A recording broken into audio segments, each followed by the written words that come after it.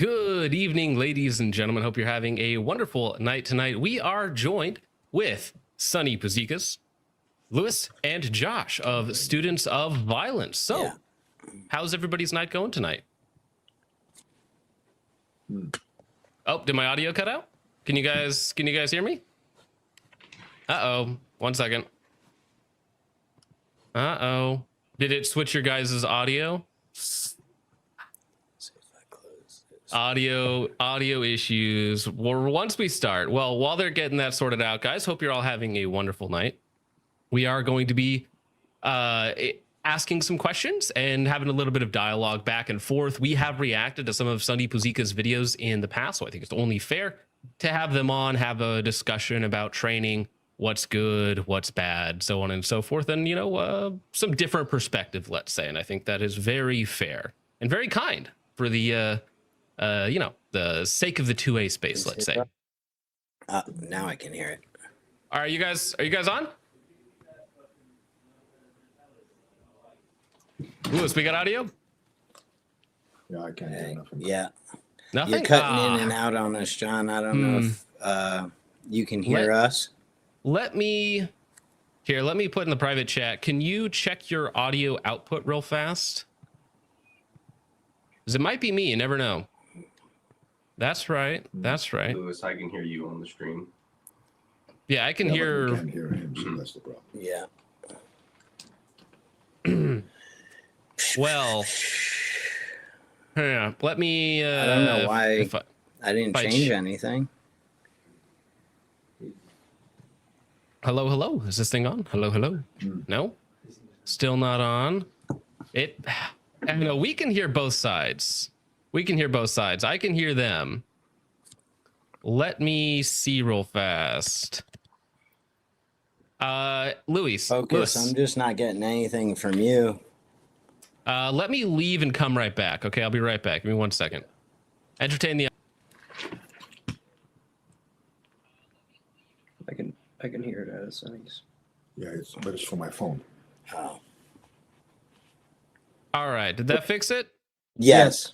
Okay, I don't know what was going on. I left and came back. I didn't touch anything. All right. Well, sorry about that, gents. Really appreciate you guys taking the time to come on the show. We've had a little bit of a back and forth. We've reacted to some videos of your guys's in the past, and so I think it's only fair to get you guys on to have a dialogue. But before we get into that, first off, happy birthday, Sonny. 57 years old, if I'm not mistaken. Happy birthday, sir, and I appreciate you giving up your time to come on here. I appreciate you making me 1 year older than I am. I'm 56, but 56. Oh, sorry. But Trying thank to age you. you up. Yeah, you're trying. I understand. I understand the reason. I understand the reason. I'm just going to remove that microphone so my beauty comes through. There you go. Oh, there we go. Perfect. Yeah. Well, how's everybody's night going? Very good. Good. You guys had a training class today, which I think we'll talk about a little bit later. And you have some students that were actually in your class in the building, right? So we might have them come on for a moment or give some of their thoughts on the experience, who actually, you know, took time out of their day to go to these training classes and learn some of your guys', let's say, more novel techniques. But I thought what might be fun to start out with, because my guys are probably not as familiar with you as your guys are. So if you guys could quickly just give yourselves couple minutes of introduction, what you guys have done, different training classes you've been a part of, different instructors, or whatever it might be that's relevant to the discussion tonight. Go ahead. Start at your end, and we'll work Okay, this way. I mean, yeah, let's start with the lightweight. Sonny Puzikas, 56 years old. You know, nothing special. A little bit of military service, a little bit of security protection related work. And for the past 20, close to 6 years, basically teaching as a matter of my hobby that also happens to pay bills. And other than that, you know, just a father, a farmer, grow tomatoes on the good days here in East Texas, and every now and then listen to music and teach and interact with crazy people that decide to come and train with me. Watch things, listen to things, mostly don't react to things. And that's about it. Fun stuff. Excellent. Appreciate you coming on, sir. Josh?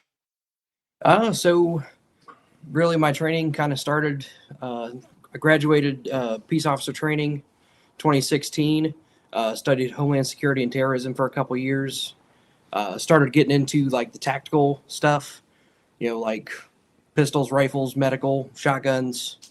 Got just over 2,000 hours of professional training. Did a little bit of executive protection with Jay. He's the guy in the other video. Did some stuff like that, some disaster relief. Some of the other stuff like I'm kind of into kind of ties in with this is like weapons-based grappling, knife stuff, that kind of shit. Cool. Excellent. And then my name's Louis Karras. How did I get on this path? So I was a commercial fisherman for a little over a decade. I cut this finger off in 2011, and in the 5 months of rehab to be able to do this, I was like, maybe I should do something a little safer. So I put my degree to work, and I was managing a hotel just outside New York City for about 6 years. Both of those professions, like, help is not as close and as fast to respond as you need it. Like, something we like to say, like, you're the only person who's going to be at all of your emergencies. So, like, something Jay Gibson, Praelectus training,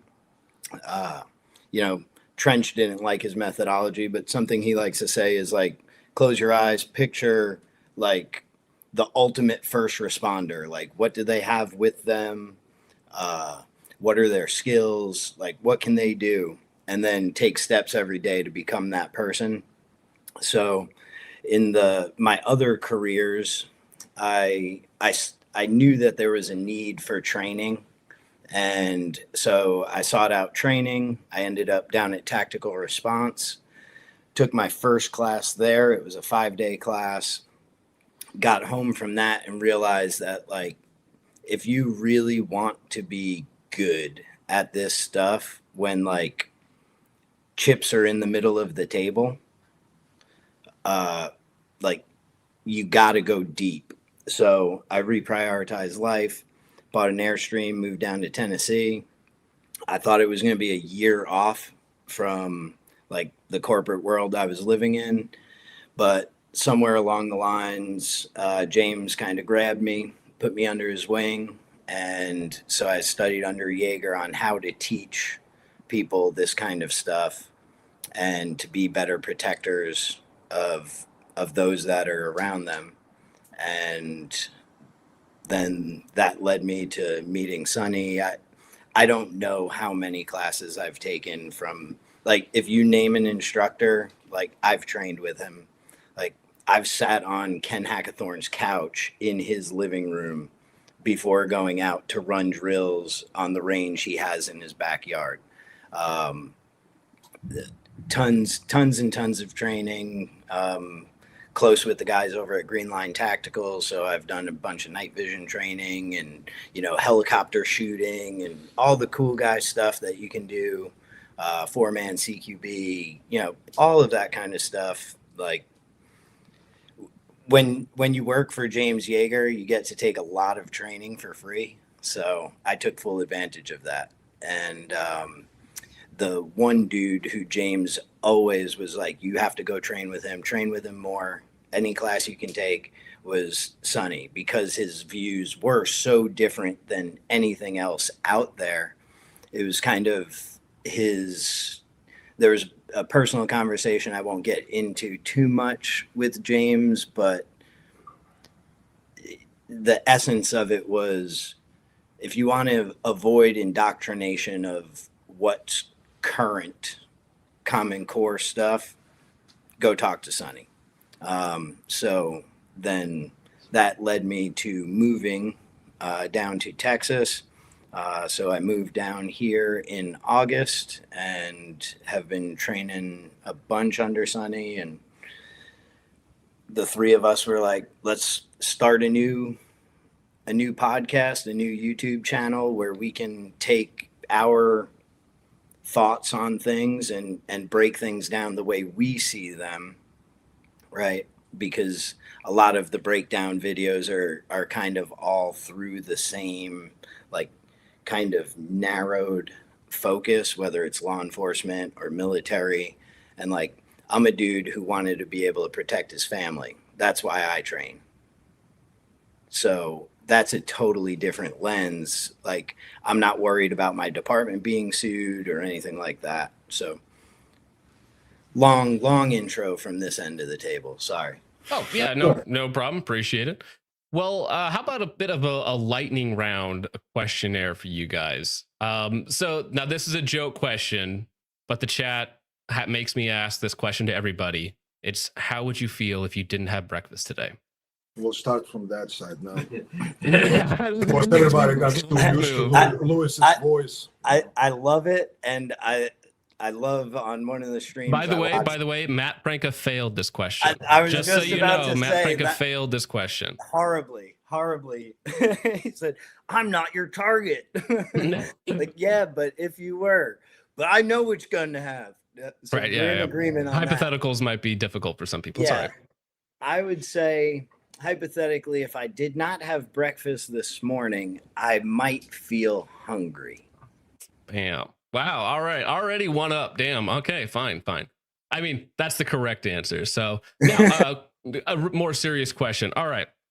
How much do you all dry fire, or do you think dry fire is important? So two kind of different things. Part of it is like a nitpick from something that James would talk about.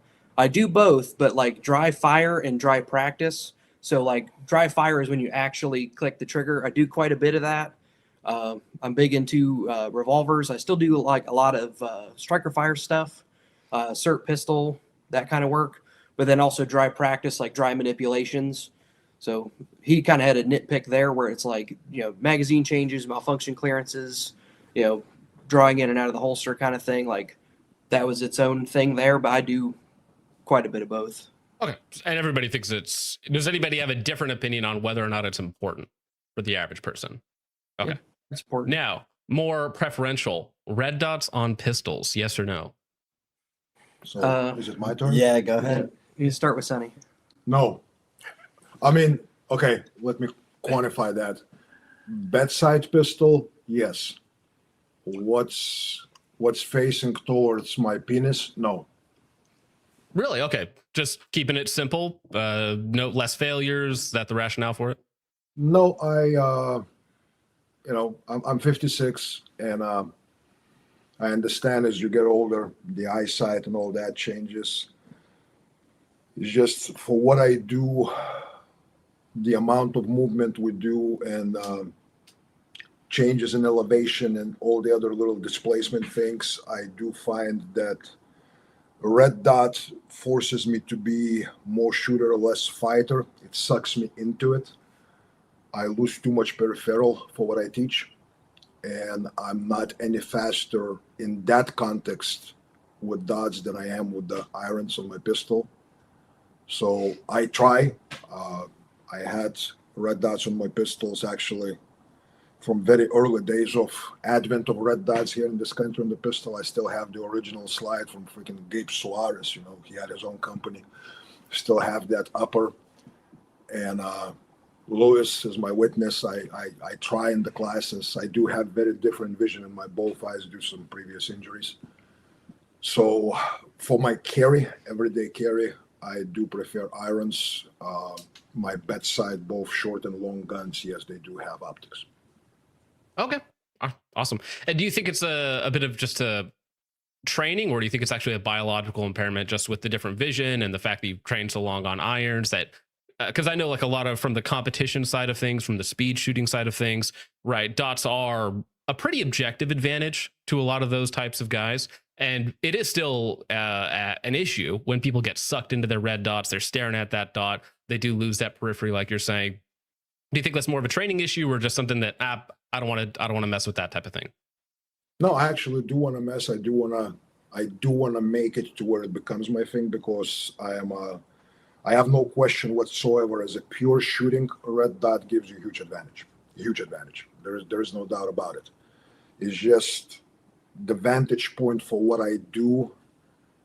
Any of those advantages kind of become not so pronounced, but then the negatives that it brings into what I do kind of outweigh the benefits for the shooting portion that dots offer. Sure. I do carry it with a red dot, but I don't call it a red dot. I make the distinction of pistol optic because I do not use a dot in the optic. I use the circle only reticle. Call it the donut of death. I've got a whole series of videos. So you aim with the negative space inside of the dot. Right. Like, okay. Yeah. Interesting. So like a ghost ring on your Mhm. the rear side of your AR, it's like a long distance ghost ring. So if I want to hit that camera, like my hands might be moving a little bit, but the camera lens right now is in the center of it. It also has some added benefits with the movement, where if you had, I wish I had a whiteboard, but I won't bore you guys with the donut, but go ahead, check out. Okay. There's a series of videos on the tactical response site. If you do run an optic, especially if it has that option, it's something worth trying. Nobody that I've shown it to who has shot over 250 rounds using that method has switched back to a dot only. Do you think there's significant downsides to that method? So like just off the top of my head, I'm like, a 4-inch target at 30 yards. Is that easier or harder? Easier. You think it's easier? Okay. Yep. See, in my mind, I haven't tried it. Okay, full disclosure, I haven't tried it, but in my mind, I'm like, that seems to be intuitively incorrect. It's the common. In theory, it's not going to be as accurate. But there's a video I did with John Dufresne, Kinetic Consulting. I don't know if you know him, or Mocha Bear on Instagram. They just deleted his YouTube channel, but no, that's tragic. Very, very accomplished shooter and instructor, and he had the same concern. Like as we were finishing shooting some, like long distance hostage shot or something like that, and I was like, "Well, that steel's about 40 yards away. Like just shoot it in the head." And he was like, "Oh wow, shit, this works." And it's great under night vision. Like it's cheat code. It's like playing Halo. Interesting. That sort of thing. Well, I'm gonna have to give it a try, all right, because it sounds strange to me. So that means that I want to try it out, even if it doesn't particularly work for me. Now, follow-up question for everybody: for new people, for people who are new to shooting, what is the most important skill to train? So I'm gonna cut. I know what Sonny's gonna say, and I definitely agree. So it's a little bit. It's kind of a skill thing, but it's more of a mindset. Like if you're talking like survival principles, like mindset, tactics, skills, gear. So being a good student. So that's going to be the big part of it. So the part of the reason why like a lot of cops in the military don't get a lot of good training, partially is the institution, but it's also like how receptive the student can be to it. So I think the better you are as a student, the more you can get out of anything, like even a bad class. Like, you know, if you can glean some information out of something, I think it's not quite a skill. Like if you box me in, I'd probably say like trigger manipulation, something like that. But realistically, like everything will be a net positive as you become a better student. Yeah, and if we're gonna stay in the lane of shooting, like my thoughts on that, I've got a brand new shooter on the range, like, and we're about to learn things. What Jaeger taught me was make them safe with a gun in their hand, get them to hit the target, everything else.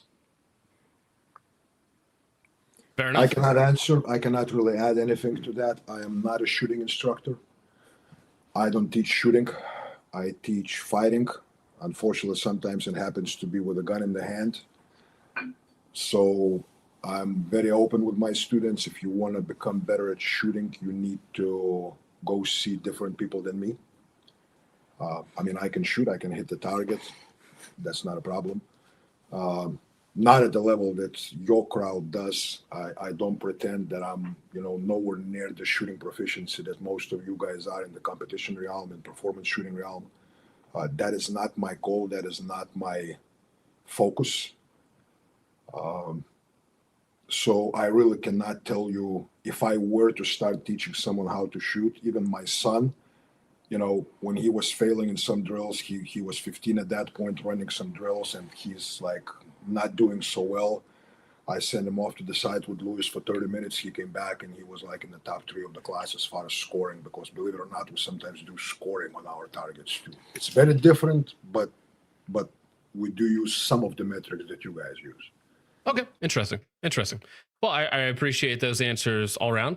So really what kind of set this conversation off is some of these, what to the rest of us seem to be unorthodox drills, I guess you could say. Yeah. Right? I think so. To I you, pulled up to a you couple guys, of these.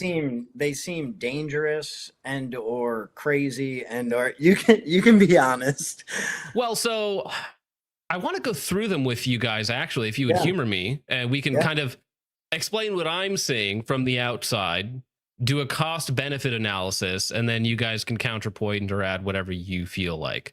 So, for instance, on this first one, I pulled up 4 of these. These were just some of the ones that were floating around that I happened to find. So we have what looks like students walking, kind of behind each other.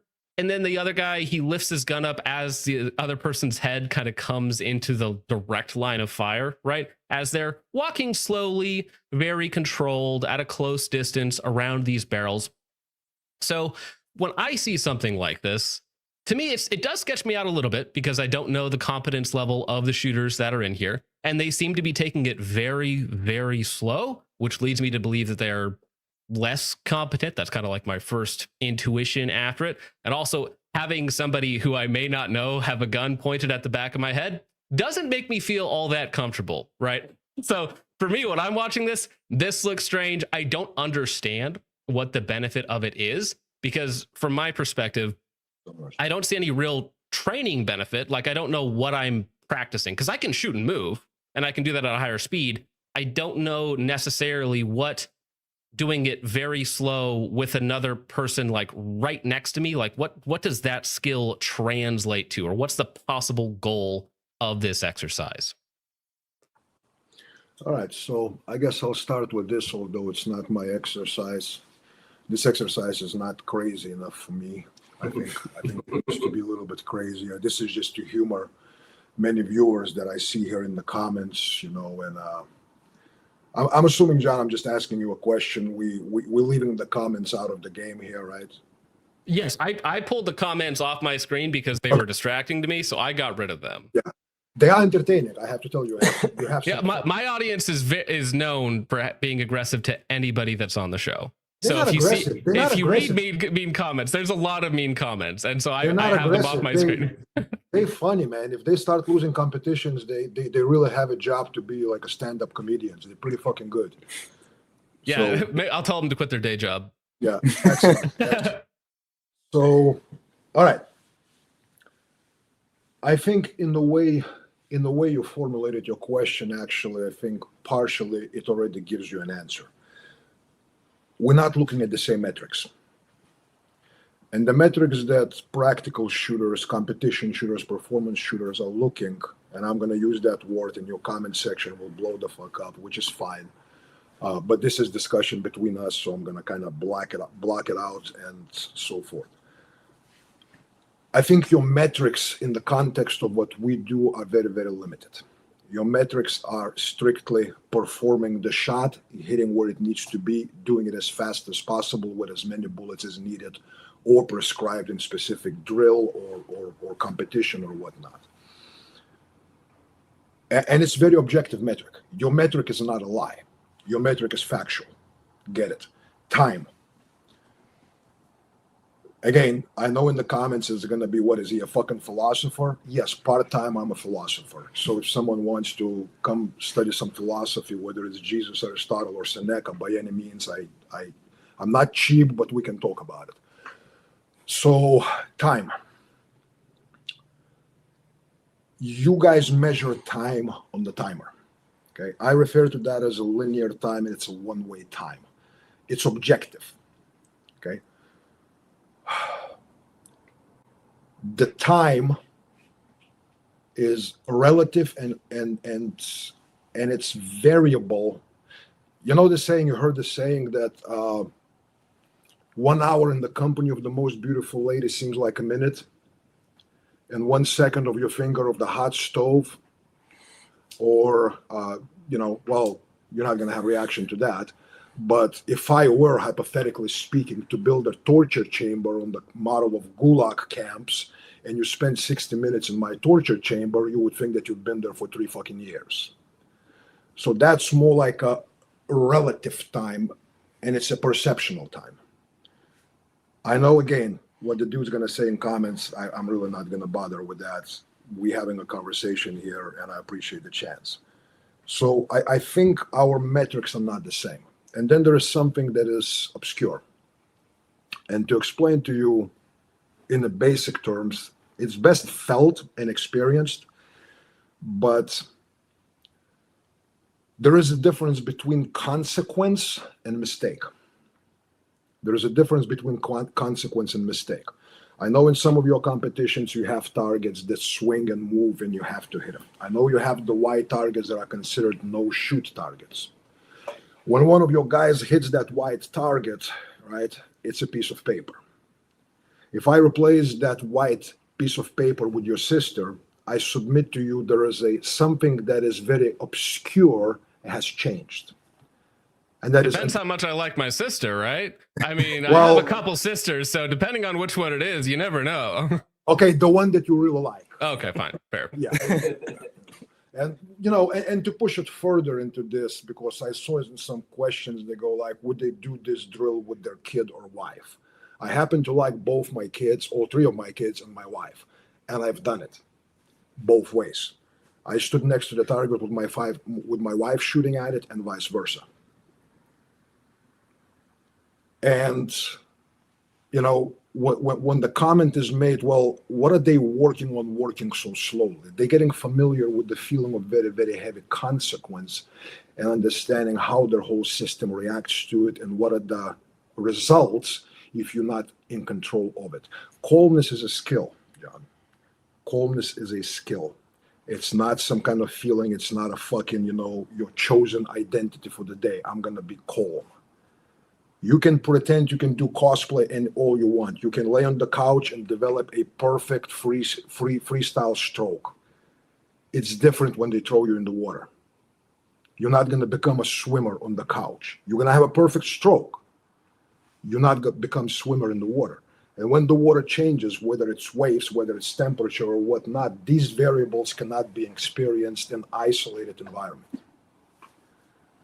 I have pointed guns at people. I had guns pointed at me, and not just in training.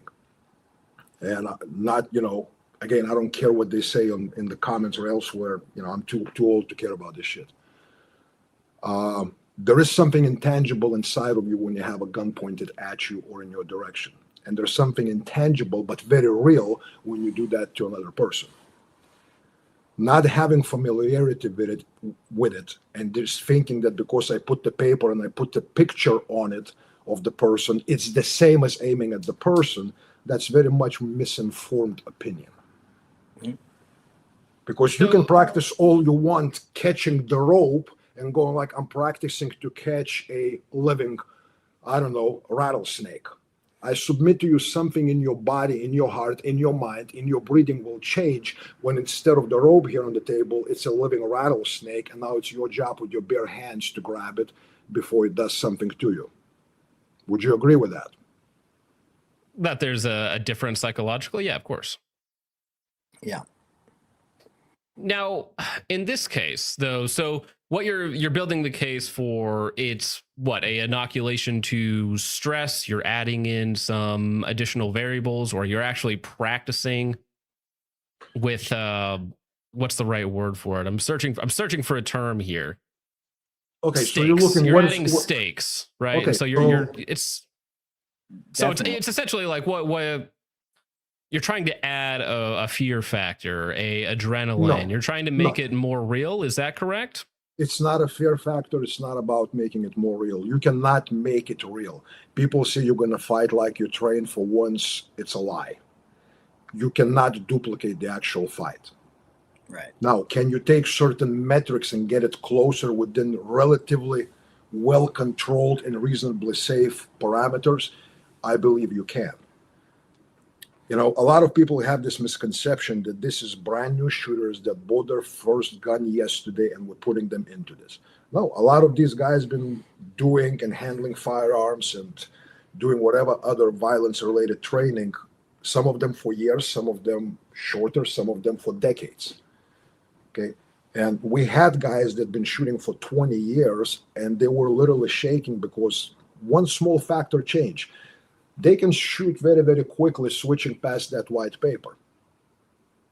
They were not willing to simply do that when it was not a white paper, but me, a white guy.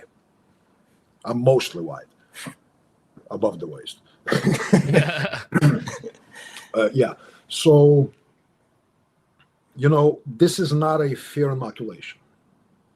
This is getting familiar with your reaction to where consequences are real and not imaginary.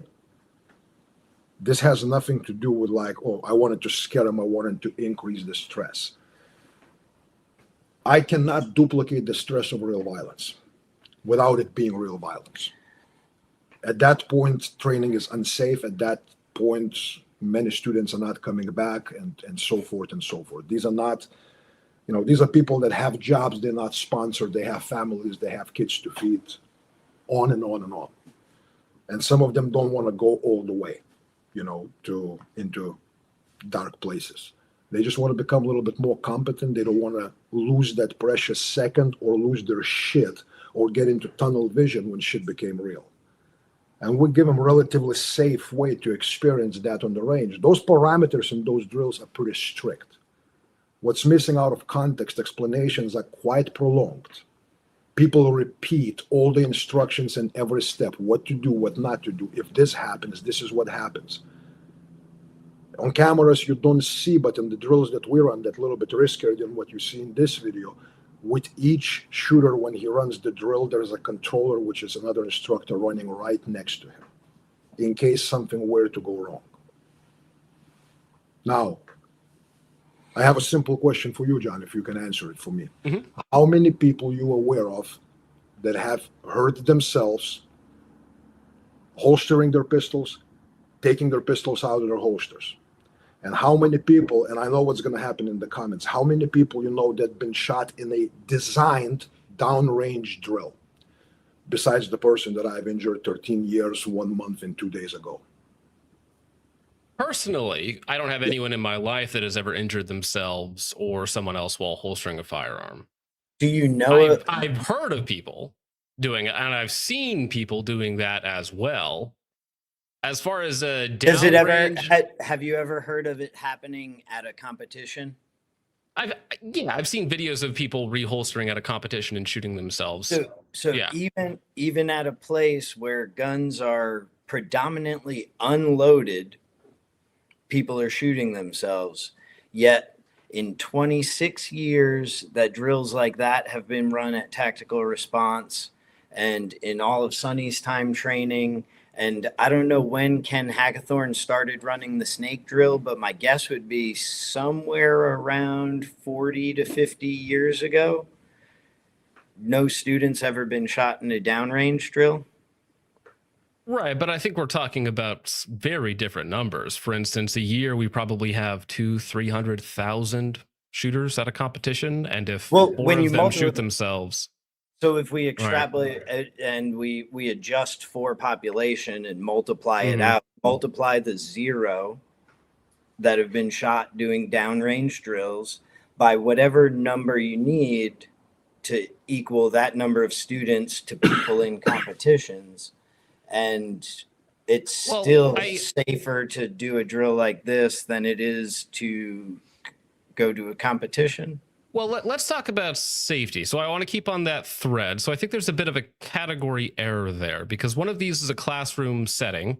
So let's say if I'm in a class with you guys there are 3 instructors there guiding me on what to do. When you show up to a competition, you just like the ROs don't care about you. They don't know you. You're just some random guy who paid $20 to show up. Whereas if you pay $400 or $500 for a class and you have hands-on instruction, very different environments. So I'm not even sure if they're totally analogous to one another, right? Because if I have one of you guys right next to me guiding me through the drill, right, that's a much more controlled environment than random number 4 stepped onto the line and he's going to accidentally shoot himself because he doesn't know what he's doing.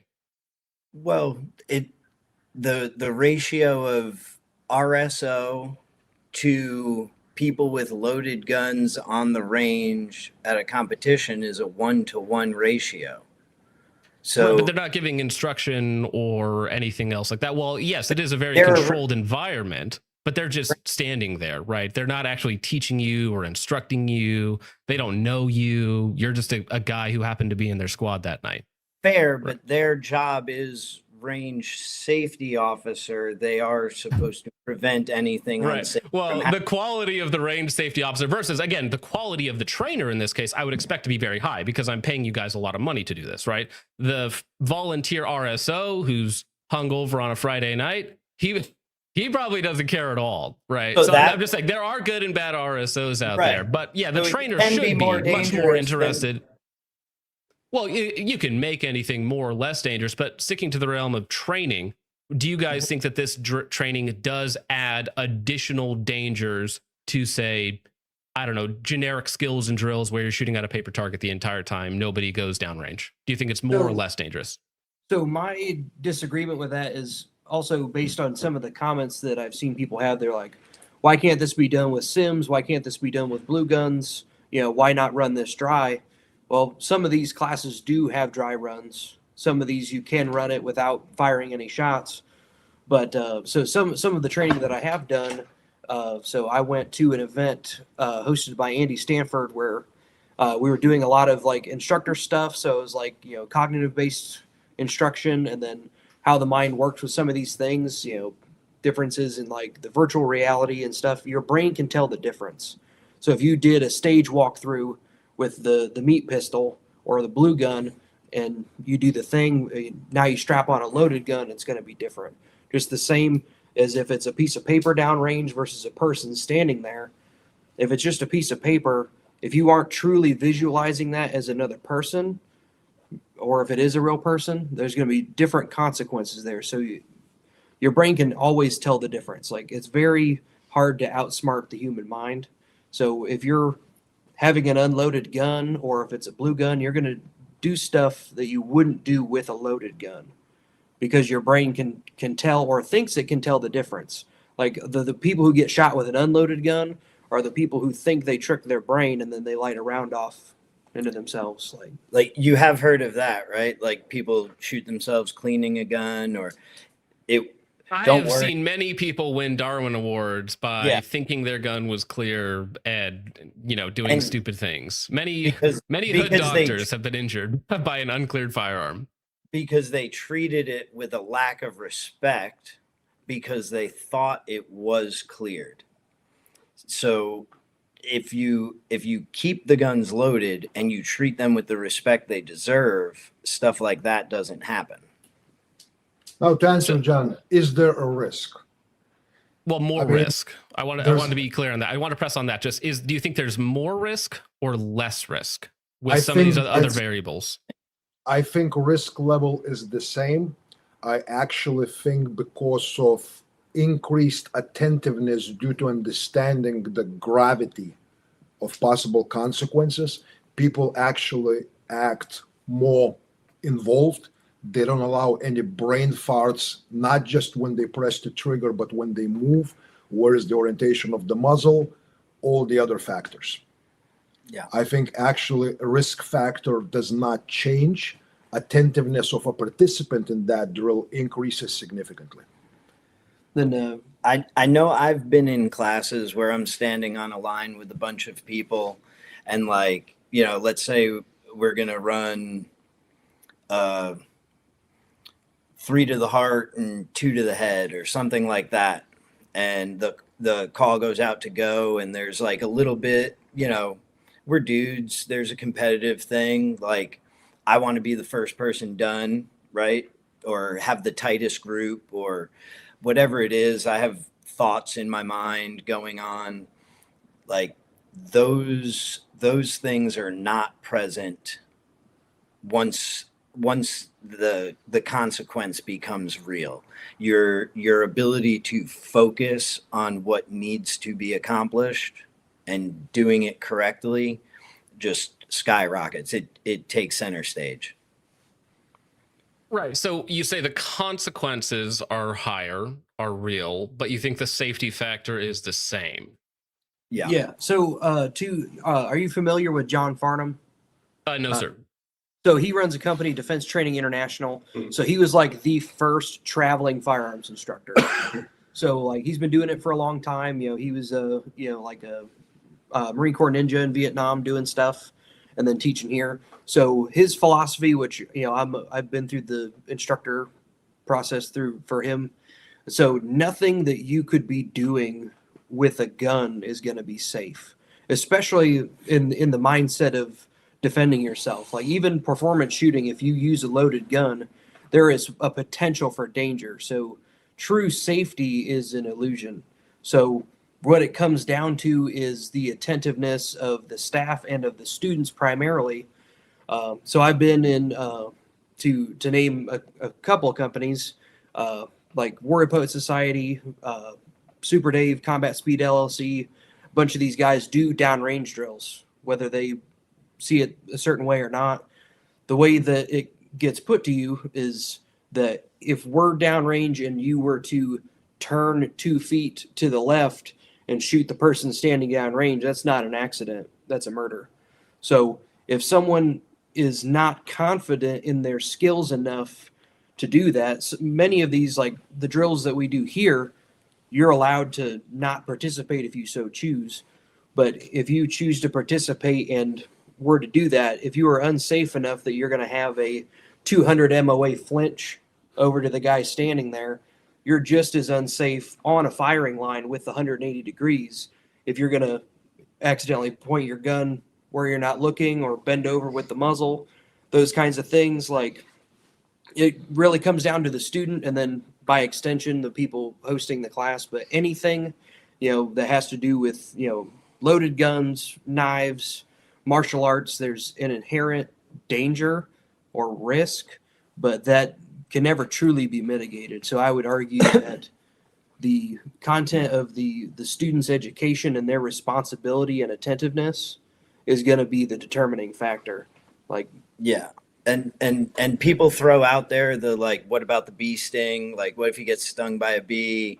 What if he sneezes? What if he trips? Like, again, the students who are participating in a drill like this are already like cleared by the instructor, like as having sufficient skill for that and the gun handling awareness to be able to deal with any of those situations if they were to go to the ground, to trip over their own feet or whatever. And like you saw, when people who are new to it are doing it, they move carefully, right? If Josh and I were to run that drill, it would look different. It would look much different than that video. And you might even think it looks cool more than it looks dangerous. These were students who were new to an experience like that. I'm much better with the ladies now than I was in high school.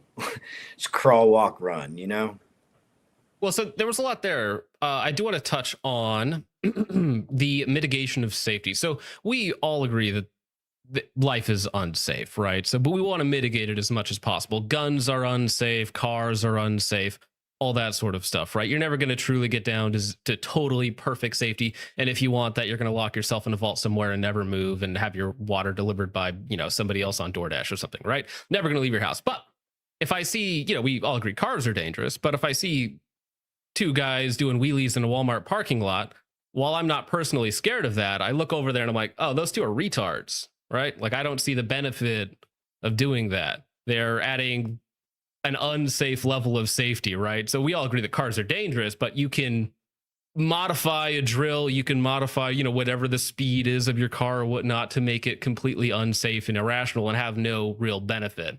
The drill that I really wanted to talk about was this one. So in this picture, I believe it's 2018, 2019 timeframe. Just if I can, just like 10 seconds. So if you take like a performance driving class, I have, yes. Like they put you on a skid pad, teach you how to lose control so that you can regain it, right? Yes, but they don't put the instructor on turn one when I'm doing 130 miles an hour. Right. They don't do that. Different context, right? So I mean, you're sitting in front of a gun. Not going to hold. It's not going to hold 100% with if would they have an instructor trailing you or in front of you that you're driving?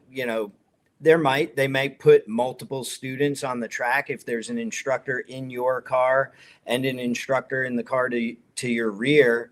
You guys both might be doing some stuff that, again, the local mom in the parking lot, if you were doing it there, she would be like, that's crazy. Like, what is this, Tokyo Drift or whatever the case is?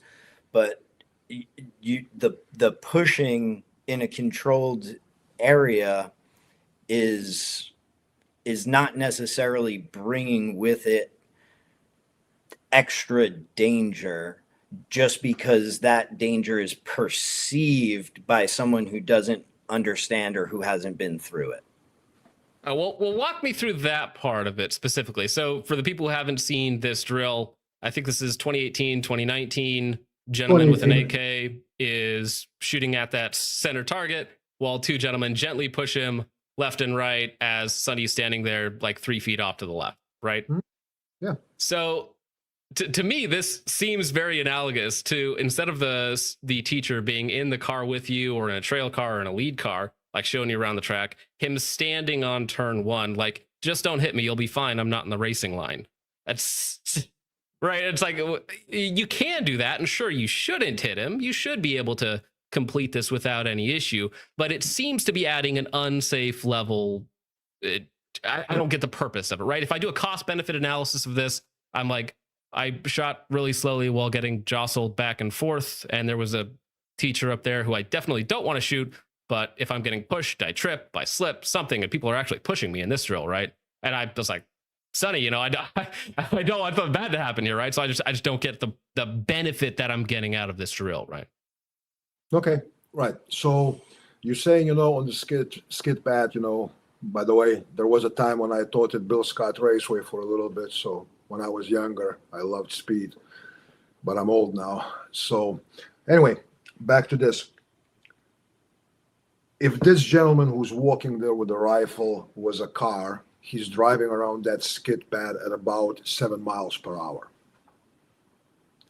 As a driving instructor, do you feel that at 7 miles per hour, as his first run on the skid pad with water being sprayed and all that stuff, it's okay to stand 3 feet off the pavement in the grass, watching him go around and around and around?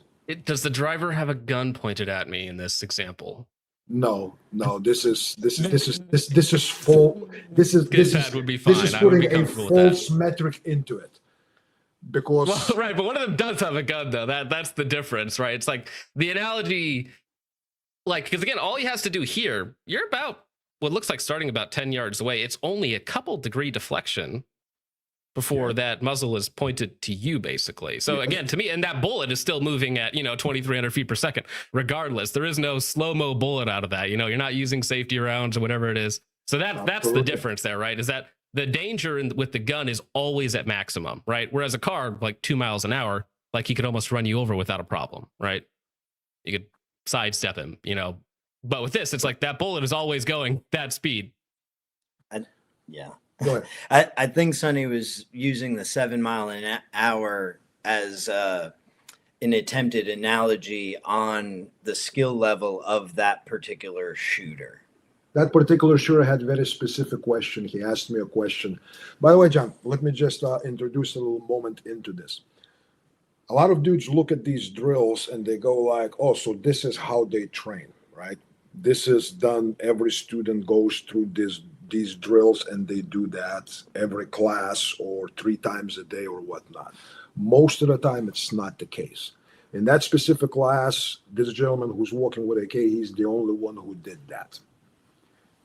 The reason for that, why I had him do that, because he had asked very specific question pertaining to certain things to do with trigger manipulations as it comes to surprise something, surprise bump, surprise trip, surprise something to where things may happen. So this was for him to experience something different with trigger finger direction. Anyway, not going to go into details here because it's not free information either. So we're businessmen here, right? I know former commie talking about business and capitalism. It's kind of funny, but hey. I mean, that's the way it should be, right? Right. At least that's my understanding of it. Is I'm still kind of fresh here, after 30 years. But so I mean, you've been here as long as I have, so I think you got a good hang of it. How old are you, John? I'm 30 years old, sir. I hate you. Well, on other hand, my wife is over 3 years older than you, so I scored well. Oof, all right. There you go. Oh, I know, man. I know. And so anyway, standing 3 feet away from the target, right? If Lewis was running this drill, the impulses that he would be getting would be significantly faster, possibly even more severe. And In terms of the pushes? Yes, an amount of shots that Lewis would have to fire would be significantly higher. This guy was not told you have to fire so many shots at this pace or whatnot. It was just this. Make sure that you are aware of your muzzle orientation, and the only time you press the trigger when you make decision to press the trigger. At no point in time I was swept. At no point in time he had no control over it. Now, he's not a new shooter. That guy, who we're talking about, he's been shooting for a number of years, but he has not had experience of doing it this way. He asked specific question, and we went into long explanation about impulsive actions due to unexpected collision, stress, tripping, whatnot, what are the ways that possibly we can, at least to some degree, mitigate something bad happening. This was a demonstration that was put together to illustrate a point. Okay. So moving along here a little bit, the point of these drills and the different things that you do, this isn't like the main thing. You said this is kind of a one-off here, right? That specific instance that you posted up. Mm-hmm. I wouldn't say it's one-off, depending on level of the class, depending on level of the students that attend. Yeah. Like these past 3 days, I'm teaching the class that's invitation only. It's not open enrollment class. These are only guys that have been invited to attend. Okay. For my own reasons, I picked the people that are invited to attend these classes, and it is what it is. Things that we're going to do tomorrow and Wednesday, I mean, if your crowd there wants some entertainment, I can have one of my son maybe shoot some video and we'll put it out there. And boy, oh boy, John, you're gonna have 3 more interviews with us because you're gonna keep me employed. It's job security, right? Yeah, hey man, just give me a cut, 10%, not much I'm asking for. I mean, that's very generous, Sonny. Honestly, you should have asked for more. I'd take you up on that. I'm endangering my life for you, John. Yeah, literally. I'm like, don't do it. But at the same time, it's so lucrative. Well, so can I ask, what's the average student that comes to your classes? Is it a wide variety? Do you get new shooters? Is it mostly experienced shooters? Is it people who are professionally employed? Do you have police, military, law enforcement, whatever it might be? Like, who's like the normal guy that goes to one of your classes? So I would say the average age of my students is somewhere from the lower to mid 30s into early 40s. That's the average age. I would say that 60% of them are former military action professionals. I would say that about 15 to 20% of them are former, not, how would I say it without using all the cliches, not just military. Let's just put it this way. Cool dudes. I think that's the appropriate term. Cool dudes, yeah, you know, the ninjas, right? We do have very few women training with us. You know, I am looking for ways to change it, and it's not about firearms. It's women's self-defense in general. I have 2 daughters. I have a wife. All 3 of them are good looking, so you know I'm concerned about it. What I see in Krav Maga studios and so forth and so forth. But that's a separate topic. If I were, again, John, I'm not claiming to be. I never participated in competition as you guys do it. Have I run drills that have to be done in certain time and certain number of hits have to be done on this target or that target or that? Yes. But there were also other metrics involved. It's your time of exposure. It's your time of other things that are related there. It's certain things, what happens when it's click instead of bang, induced malfunctions, and on and on and on. Maybe 30 seconds, maybe 2 minutes of physical exertion prior. Maybe you get choked out into unconsciousness just before you run the drill, and then you come out with double vision and auditory exclusion, and you start to drill from there. Many, many things, right? So I would say, from your perspective as competitive shooters, they would be probably in the middle of the pack, not in any of the master categories or whatnot, but as the guys coming into the competition, they would be middle of the pack. Some of them, including the 2 gentlemen, especially Louis and Josh, by the way. Some of you dudes that are making fun because Josh seems to you like a little bit larger guy. Some of you guys would be outshot by Josh. I'm just going to tell you that. I'm just going to tell you that. He ran some drills that people struggle with any weapon of any level of training with a fucking revolver and still did it. All right, so I see revolver guys show up to matches sometimes. They're wacky dudes, bro. The reloads, the stage planning, it's all Josh wacky. is not a revolver guy. He just sometimes happens to have in the pocket of his coat or whatnot a revolver next to the real thing that he carries or 2 elsewhere, right? But so yeah, I would say that as strictly shooters, the guys that are coming to my classes are certainly above average. Okay. Have I had master level shooters coming to my class? Yes. Have I had guys that have won competitions? Yes. How did they do? We'll talk about it in private. I don't want to hurt feels. I don't want to seem like arrogant dude and all that stuff. And I do understand why things happen, because lack of exposure to certain components that we do in our training throws people off the track. You know, so as shooters, my guys are above average, but they're not at the level of some of the guys that you have even in the comment section, and certainly not on the level of, let's say, Ben or, you know, that level of shooters. When it comes to physical preparedness, when it comes to all other aspects of violence, as far as dealing with other weapons, doing other things, medical training, communications training, we can't compare. We can't compare because these dudes do a lot of stuff. They go through the things for the last 3 days. What we're doing about things that, you know, many dudes would have their colors changed and they would be in the hospital right now getting transfusions, hitting each other pretty damn hard and everywhere and doing other things. This was not a firearms class. Firearms class is tomorrow and Wednesday. So yeah, I hope that answers your question. Yeah, I don't have, you know, classes filled with grandmaster level shooters. Well, I just want to kind of get a feel for like who's the average student there. So you say it's still over 50% military, people who you're not getting like people who have never shot before, right? Because you don't advertise your class as a basic skills and drills class, right? That's not what you advertise for. Very, very few people came in where my class was their first like formal class with instructor that's available, let's say, through internet. They've taken some training on their local shooting club or whatnot, but those are 1 in 100, maybe less. Never had complete novice coming to the classes where we do things of this nature. I got you. Well, so on few cases, I told people to sit out the drills myself because of what I saw. I don't think they were ready to do those drills, and I sat them aside, told them, don't feel insulted. It is what it is.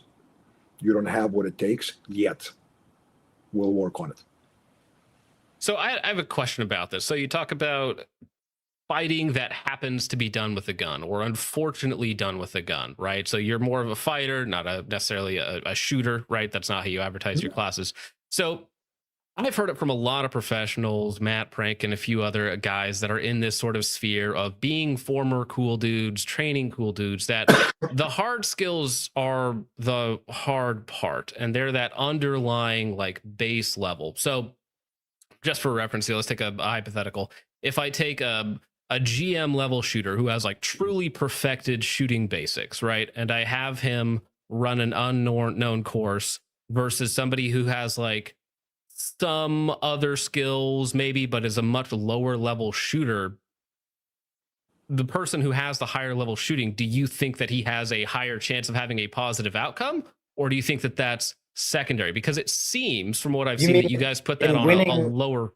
Well, no, I'm even talking about, so let's talk about police officers, right? So police officers are involved in a lot of dynamic situations, no shoots, people, you know, all sorts of wacky things all the time. Police, by and large, suck at shooting. It's terrible. They will shoot 7 rounds and get 1 hit. They will shoot 16 times and get 2 hits. It's terrifyingly even worse at bad. fighting. It's well, right, but it's terrifyingly bad.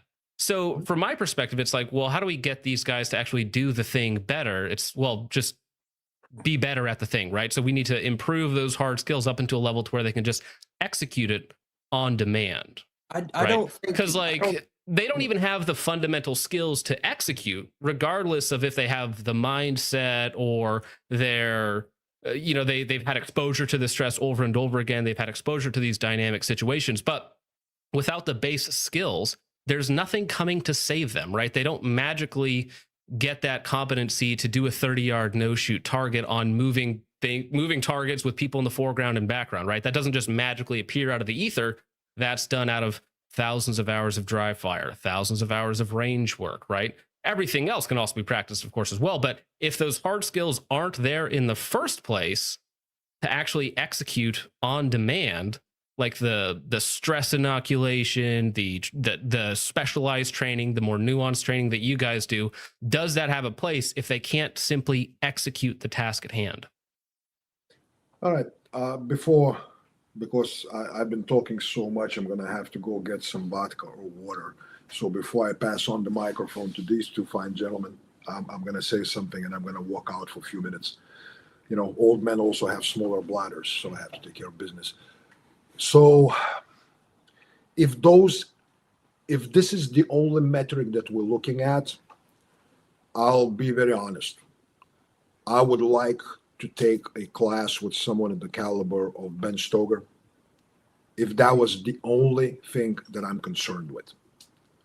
I have zero doubts that I would learn shit ton on being a better shooter, on being faster, on putting more hate sooner in a tighter group, if those were the only parameters. Here's where it comes.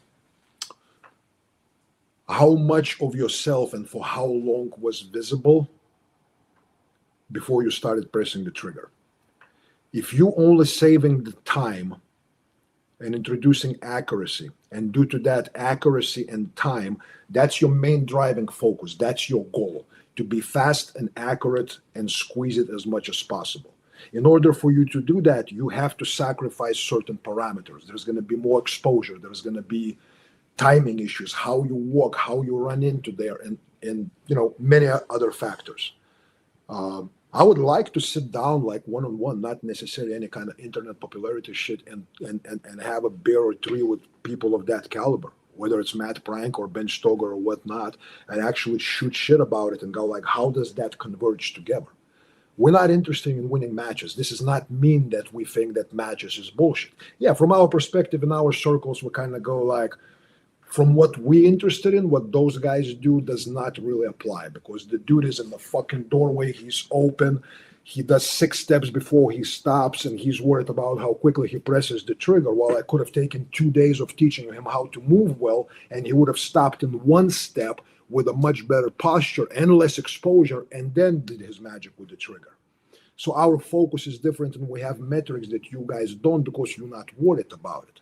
Because that's just the nature of what you guys do. And it's perfectly fine, man. We recognize that you have very narrow specialty. You guys are shooters, and you are extremely, extremely good at it. Extremely good at it. I'm kind of jealous. I wish I had time. I wish I had half the skills of freaking Ben Stoker when it comes to shooting.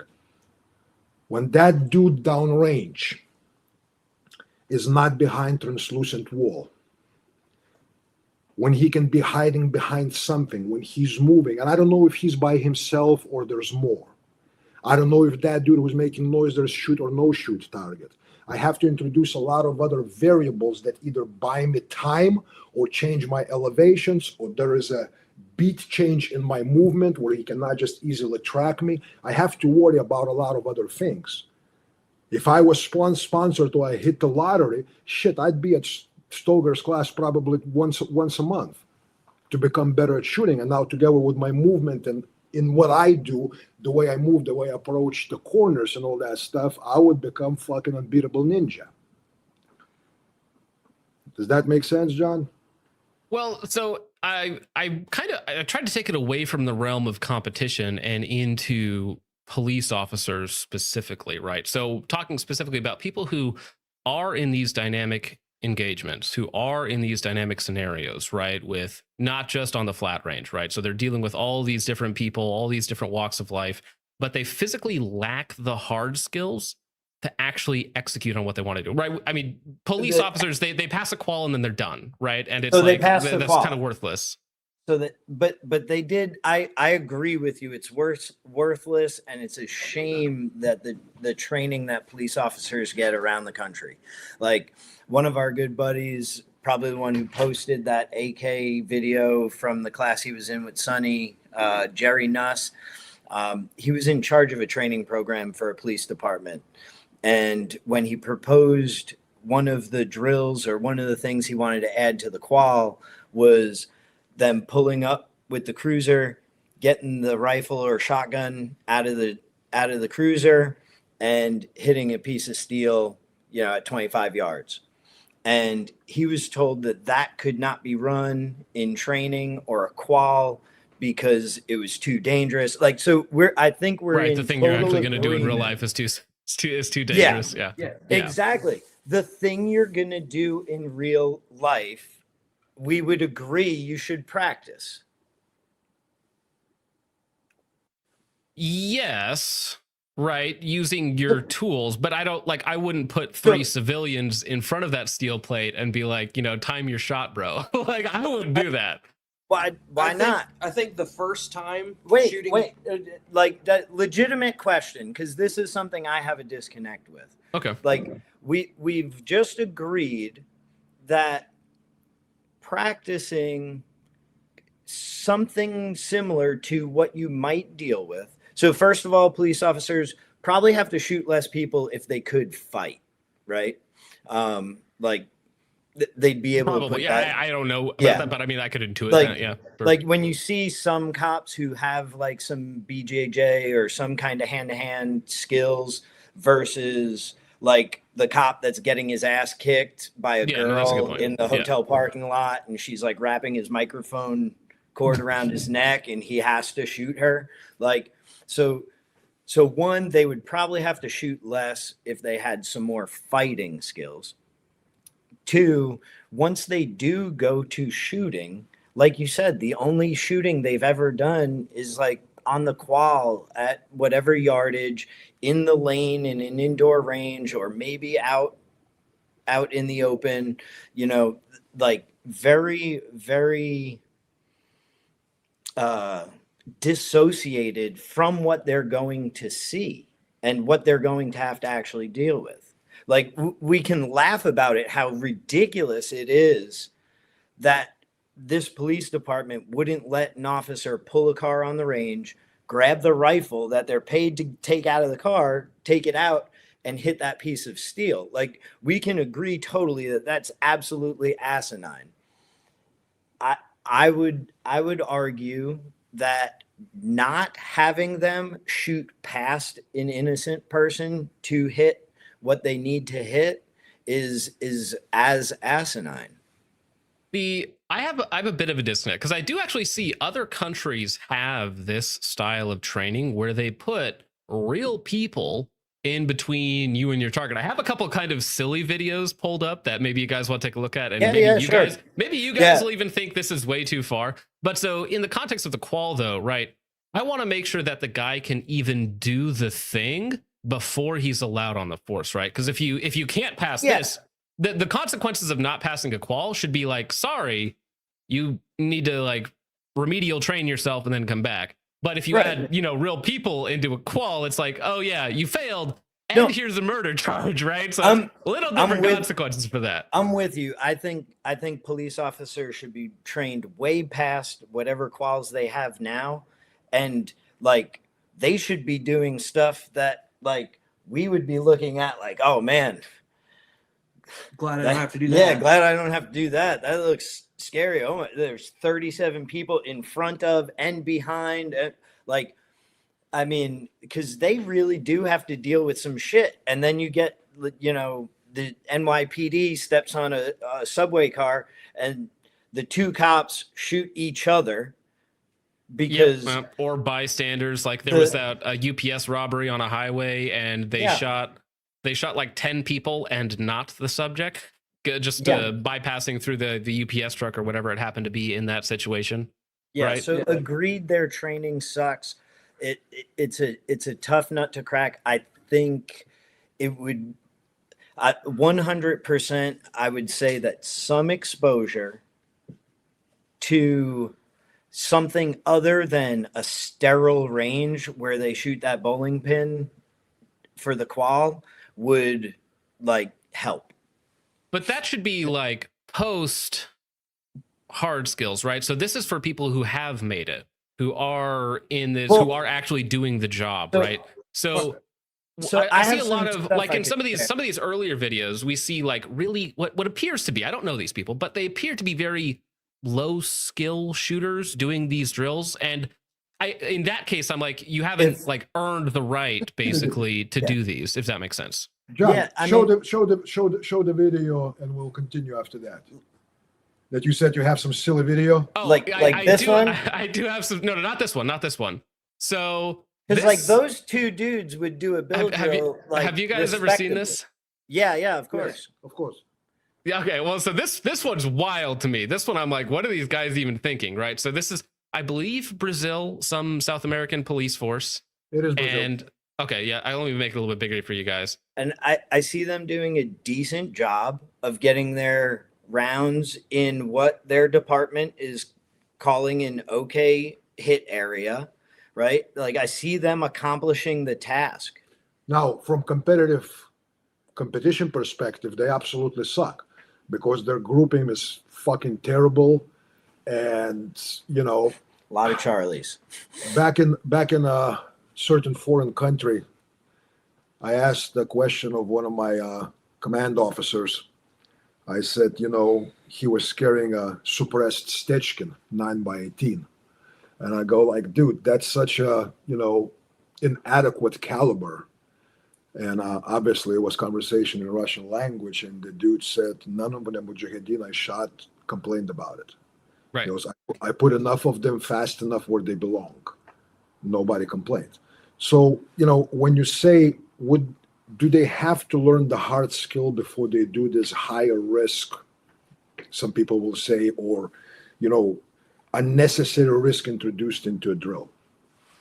So, all right, let's look into it. In any physical activity, if we take a look at boxing, at jiu-jitsu, at American football, rugby, hockey. If I say that in hockey, okay, the only time I'm going to allow any contact between opposing teams is after the guys can hit 100% of their shots into the net with the puck unchallenged. Only then we're going to get into contact maneuvering, changing directions, little checks, and all that stuff. I already know some arguments that go like, well, yeah, that makes sense. No, it doesn't make sense because the shots that you're gonna have to make while being challenged are not gonna have the same mechanics, the same presentation, the same timing signature, or anything else. So you preparing yourself basically to become a 3-point shooter in basketball, and you become 100% shot. You fire 100 shots off of free throw line, and you make 100. Does Yeah. that make you Michael Jordan? Well, no, And- of course not. And again, this is their first time, potentially their first time ever doing something like that. So there's an abundance of caution that they're taking. So it's weird. We kind of hear things that seem to come from both sides of the mouth, like they should be shooting faster. That's crazy dangerous, right? Like, so Right, but I don't want to combine those two things, right? I personally Right. So don't it's see like, which much one benefit is to that it? at all. Well, so first, I think it's the first one we can do clean without anyone in front of the gun at all, right? We can shoot really fast and really accurate. Not an engagement strategy, but we can have that skill, right? So if we go back to a sports analogy, like in boxing, if the guy's first time in the gym, I'm like, all right, buddy, you're sparring Mike Tyson. It's like, no, you're going to hit a heavy bag, and I'm going to show you how to throw a jab, right? You're going to do that 1,000 times before you even see another person in the ring with you. Or, you're going to do that for a little while. We're going to teach you the basics, right? Before we get you in the ring with somebody. And then we're going to get you in the ring with somebody who isn't just going to kick the shit out of you, right? John, Usually you can send him in there Yeah. against Mike Tyson, right? But most trainers probably wouldn't, right? maybe we've been to some different boxing gyms, but I tell you from I little personal story just to entertain your viewers. I got involved in martial path at the age of 6. I was bullied, I was getting my ass kicked and all that, and then I saw fucking Enter the Dragon, with Bruce Lee and the hairy Chuck Norris, and Oh yeah. I got into that path. That fight in Coliseum was like the shit, as far as I'm concerned. Well, I was concerned. And, since then I started with everything, with judo, with other Asian things, and boxing, and kickboxing, Muay Thai, Muay Boron, Silat, Filipino arts, on and on and on. And in most of the places that I went, yes, there was some basic preparatory thing. Understand that the strike does not look like this. Understand that it has to move certain way. Understand the basic mechanics. But no, they did not make me do 10,000 repetitions before they put a person in front of me. And no, that person was not at the level of Mike Tyson, nowhere near it. Okay. And he was really not punishing me. He's not punching back or whatnot, but he was making that environment slightly more challenging.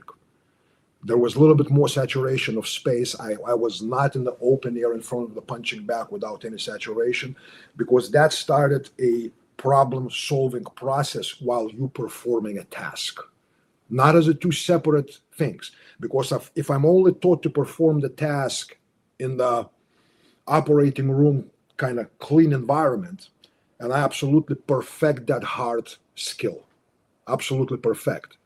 Okay, when someone introduces things that shouldn't be in that clean environment, my hard skill was not being trained and fine-tuned with any consideration that things will not be quite perfect. I'm going to have to start changing a lot. The problem with that is that if I train that for 2-3 years, I have developed not only hard skill, I developed a habit, habitual reactions that are now on automaticity level, and I'm going to have problems of taking 16 steps back to re-engineer that thing to address every single variable that can be introduced into the unscripted event. Well, so I'm all for progressive training and escalation, right? So like you said, you learn the basics, you're going to get in there with somebody better. It's going to escalate, right? You're going to continue to push yourself, continue to be uncomfortable. I think that's the only way to really improve in training. I think maybe where the disconnect comes between us and drills like this is really, I see this drill as an elective high level thing that should only be done by people who are at a very high base skill level already. Whereas you guys see this as part of the path itself, right? Yes. Does that make sense? A big thing here, before we even get into arguing to the point, like logistically, like if every cop in America was trained to a fantastic level, that'd probably be pretty awesome, but that's not going to happen. Like the people to train them is not going to be there. The money is not willing to be spent. The liability is not allocated. And then like the problem is law enforcement now for the most part does not hire gun people. And then they're more worried about lawsuits than actually training. And then the stock of people becoming cops are like they're lowering the bar progressively. So eventually you're going to say, "Hey, I need you to be at least like an A-level shooter to be a cop." I'd be like, "Dope. That's awesome." Cuz like eventually you get to a diminishing point of return. Like eventually like you start playing the game of being better at the competition or the stage than it is to do the shooting part like in a real context. If you said, "Hey, every cop in America becomes an A-level class shooter," and they're not going to pay for it, they're not going to find the trainers, and then a lot of the people becoming cops just aren't going to do it. And that's spread across, their ability to communicate on the radio. That's spread across to write a report, to pay attention, to use any of their other tools, to learn to fight, to communicate with the public. It's just logistically, it's impossible.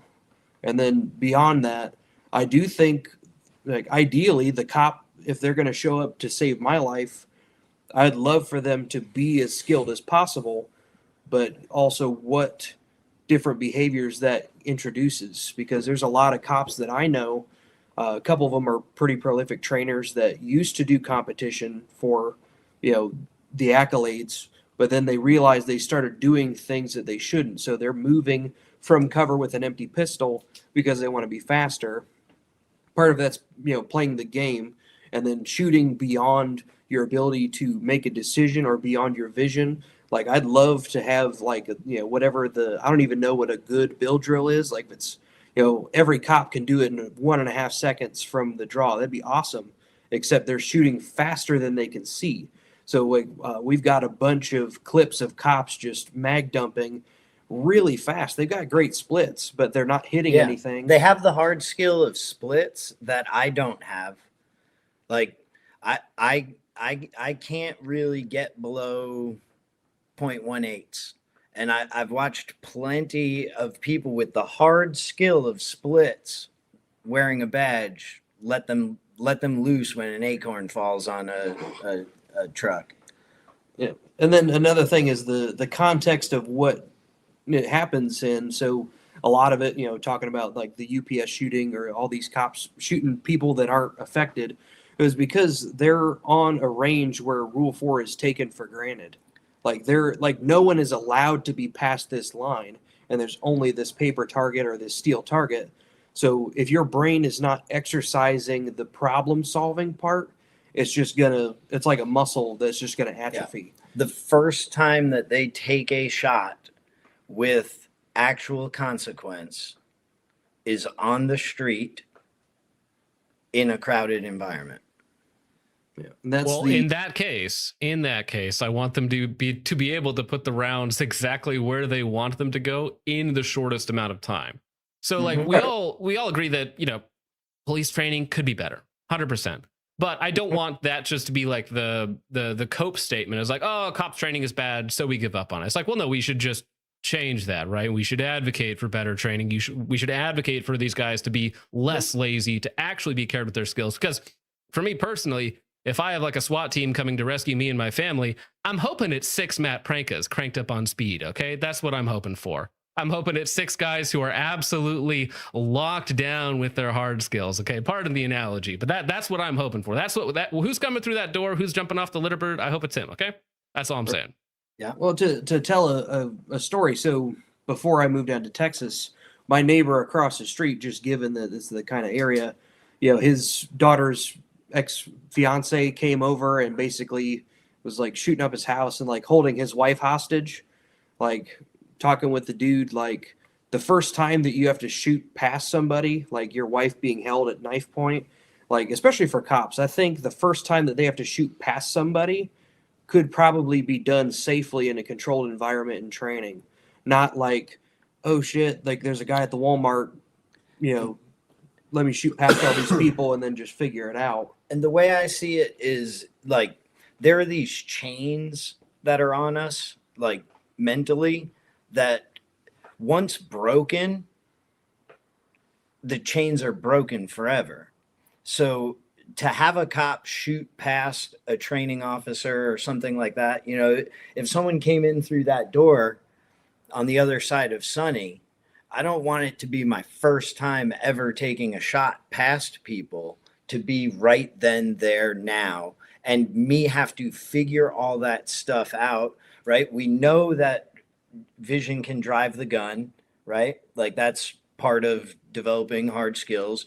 So if we know that that's something that can be, then why have the vision of my friendly, right, be something that now I'm concerned about versus having that chain broken off me, where Sonny and Josh are not a concern to me, you know, like, or I'm not uncomfortable and my focus going to, oh my goodness, I'm about to point my gun past people, right? Like that chain has been forever broken off of me. So there's going to be no hesitation in my application of the hard skill, no distraction to my psyche, you know. So that is a hard skill though, is practicing the vision focus, right? And that's the thing that we as shooters is like the hardest thing to master. Now, So something that you guys do in class though, if you don't mind me pulling this up real fast, is this just an image that I pulled off your class? This is actually for the next couple days, right? The Shooter Fighter Matrix 2.0. But there's this stack of what appears to be Sonny and I believe you, Lewis. And then it also has, actually, let me pull it up here. That's This is my way time. before Lewis met me.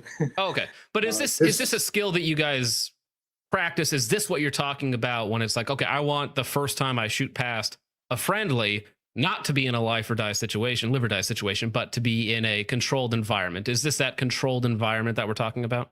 This is absolutely controlled environment, John. I mean, if you look at the picture, if somebody has eyes, they will see that people are wearing masks made by UTM. This is force on force training class where we work force on target before we work force on force. You see the mask of the guy next to the target? Yeah, no, I totally see the mask here. He's certainly not wearing it to stop at 9mm, 115 grain. I can tell you that much. Mm-hmm. Right? So this isn't something that you would do with live rounds. No, this is force on force class with certain people, like two dudes sitting next to me. I have absolutely zero problem. You know what? Just for you, so you can make money, we'll film one tomorrow. Put yours on. Well, maybe I'm misremembering things, but have I seen a picture of Sonny, you having a student shoot past your head? Like you're standing like blocked out in front of it basically, and he's shooting around you. Yeah, not only that, actually, there was a class in Indiana about 8 years ago where my wife, Megan, we just got engaged and we weren't married yet. And kind of laughingly, because she was pretty nervous, I said, you know, let's check if she really loves me.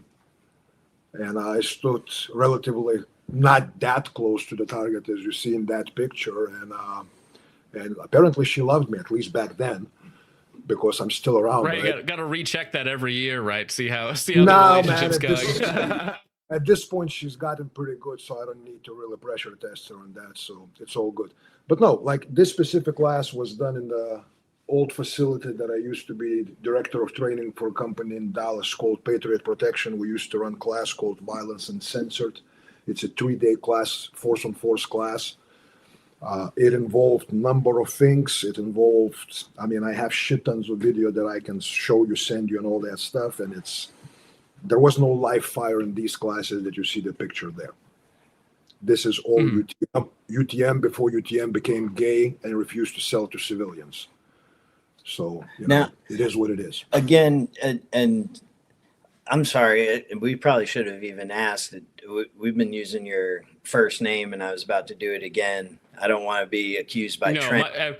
My fans know my name. They know. Okay. Like you can look up my PO box. Okay, my PO box is listed on my website. All right. So no, Jonathan Campbell is my name. So yeah. And that so that's not doxing you then. No sir. All right. So we'll avoid that debate. Yeah. but like I so I don't speak for Sonny, right? Like I have a training company with Josh that we're going to be kicking off in 2026. I worked at Tactical Response for a long time, so trained thousands of students under that banner. Um, I don't I don't see a problem doing that live fire with students who are ready for it. Like I have actually used stuff like standing next to a target to help folks focus.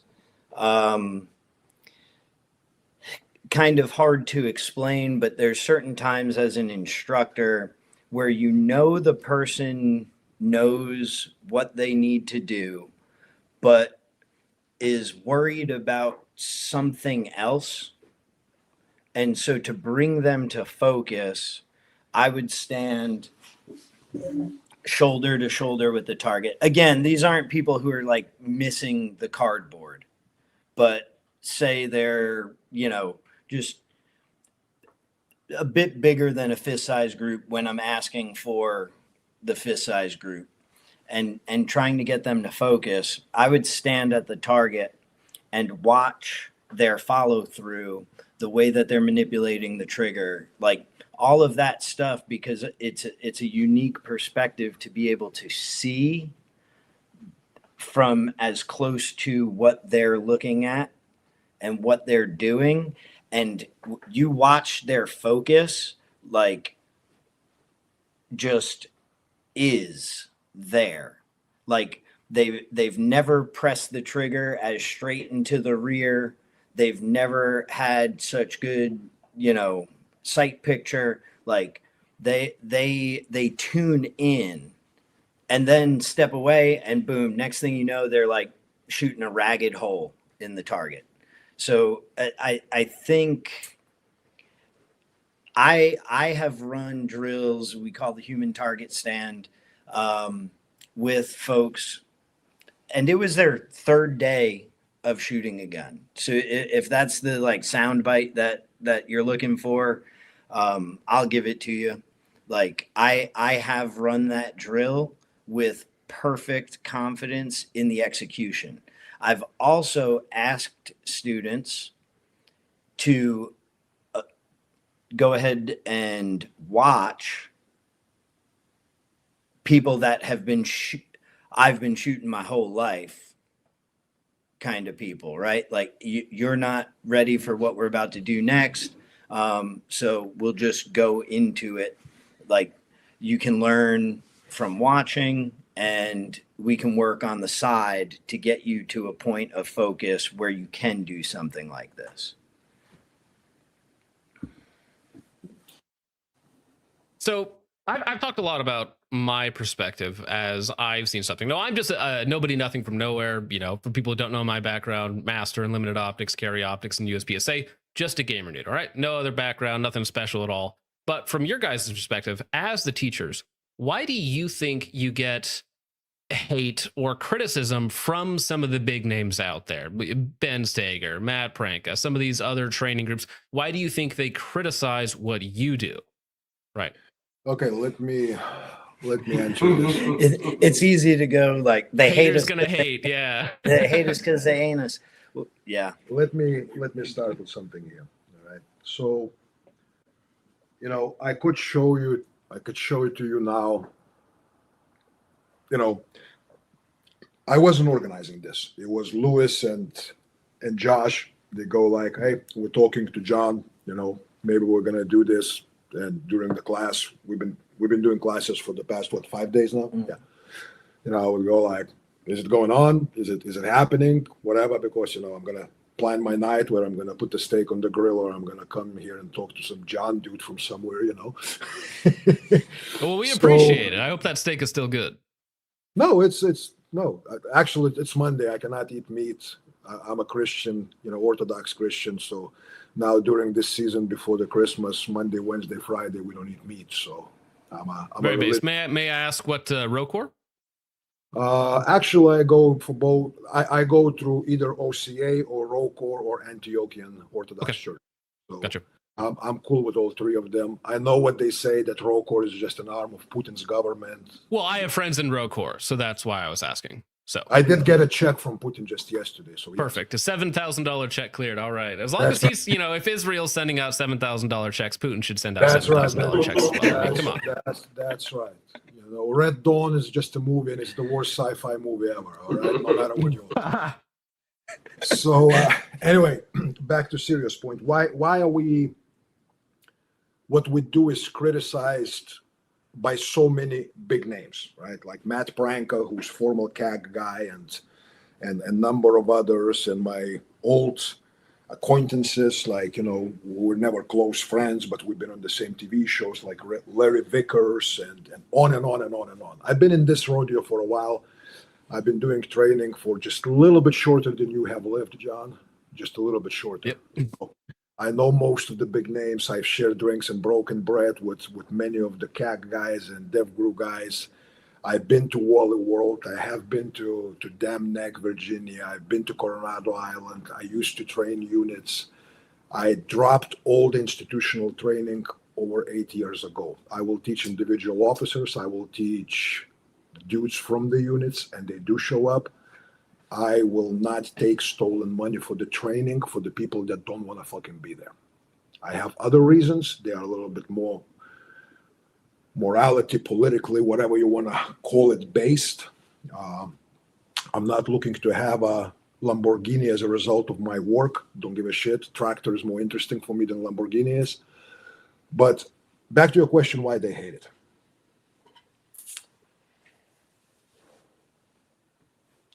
I have few students who are pretty high-end lawyers, and they talk about how cases are argued in the court of law. Usually, if it's a bad case, my counselor here on the other side presents the bad case.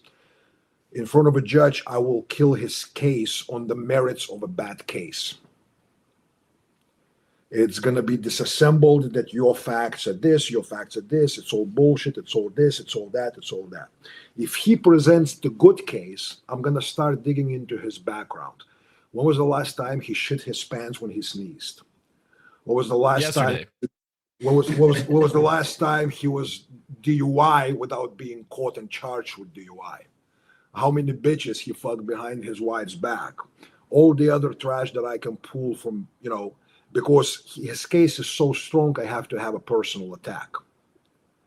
Okay, if you look about in our training and what's being criticized, right? John, I want to ask you a question. What are the arguments that many folks, including yourself, bring forth other than a very obscure statement, this is unnecessary risk, this is unsafe, and what else? So I think it does boil down to those two most of the time. It's either pointless, right? Because we've talked about this, but the way that I view it is, it seems to be the shooting is very simplistic. That's like the easiest part of the drill, right? Agreed. You're focusing on other things, mindset, a little bit of stress, other metrics, right, that you've talked about. But yeah, I personally don't see a point to it. I am not clutching my pearls and saying that's so dangerous. But my analogy earlier, when I see people doing wheelies in the Walmart parking lot, I'm like, that doesn't look like for me, basically. What do you say? I'm not one of the. What do I see other people making? No, what do you say to people jumping out of the perfectly good airplanes with the parachutes? What do you say to people that climb Mount Everest? What do you say to people that dive? I would also say the same to that, because that has a very high death count. No, and in some cases I agree, like motorcycles. I don't ride motorcycle. I think it's stupid. I used to be a paramedic. I picked up few body parts off the road, but I'm in the stage of my life, like halftime, what's that midlife crisis, because I will live to about 120. I'm like, I want to buy myself a badass Harley, and take that risk. That's in the fun factor. Now, as far as risks in training, this is not a dick swinging contest or whatnot, but if I had a pleasure to discuss things like that with, let's say, Matt Branca, considering his background or whatnot, okay, I think it could be an interesting discussion, because, I would have some questions to Matt myself. not just him asking me questions, because I've been around and I've seen things. I had guns pointed, I pointed guns.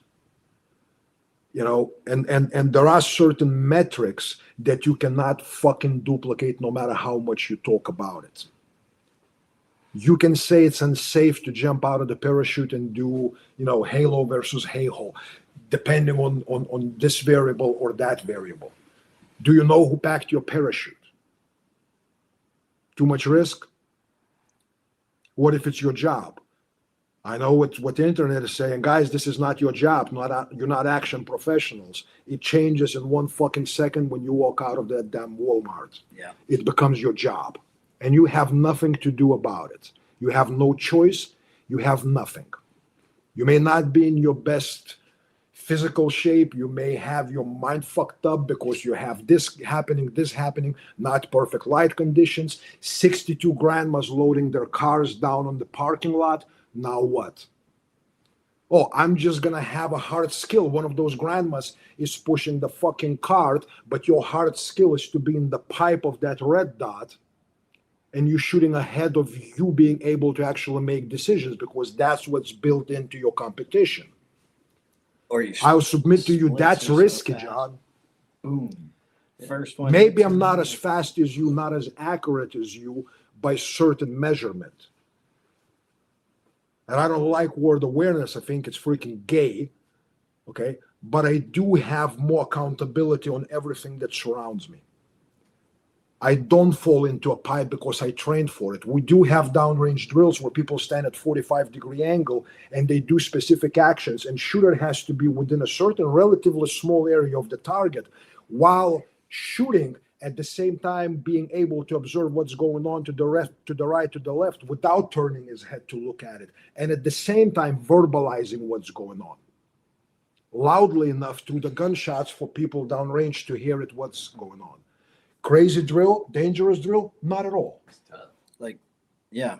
And the way I look at it, like, if Matt Pranka said, well, first of all, so I taught new shooters at Tactical Response. I've taught high-level people as well.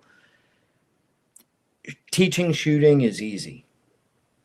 Like, you give me someone who's never touched a gun, and within a half hour, I could have them shooting, 3-inch group at 10 yards all day long, right? Like, it takes a half hour for that hard skill. So, not at any reasonable speed. Like, I mean, there are A&M level shooters that have a difficulty doing that at speed with movement and other variables in there.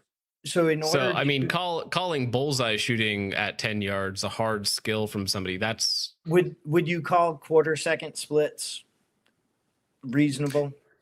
Like, on the street? Again, because you have this metric in your mind of what it takes to win a competition. And that to win a competition, you have to be pressing that trigger faster than you can process what's going on. Like when you're shooting so doubles, you're talking about the difference between predictive and reactive shooting. So right. Quarter-second splits is reactive shooting.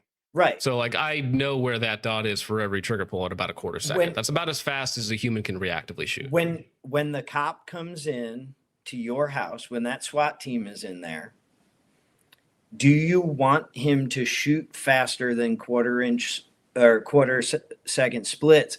Because, and I'll give you a reason why I asked the question, because when the first round hits the bad guy here, and then that second round in 18th later goes there through the wall into your son's room, like, he's not accountable for that round. He's shooting faster than he can be accountable. Yes, working with your grip and stuff like that. After the fact, we can see that the hole was on the cardboard, but that's because cardboard isn't inclined to dropping like a sack of potatoes. So I would want the cops coming into my family's house to shoot like quarter-second splits max or at the fastest. By the way, the example that Louis is using is a real-life example Yeah. from about 5 years ago in Indiana of one of the students. One of our friends was in a shooting or gunfight, and the first round hit dude like straight T-zone, hard skills like a motherfucker, right? And that second round, because he had been practicing a lot of doubles, and he called Jaeger, he talked to Jaeger about this. Holy shit. I let one go. Thank God there was a brick wall behind it.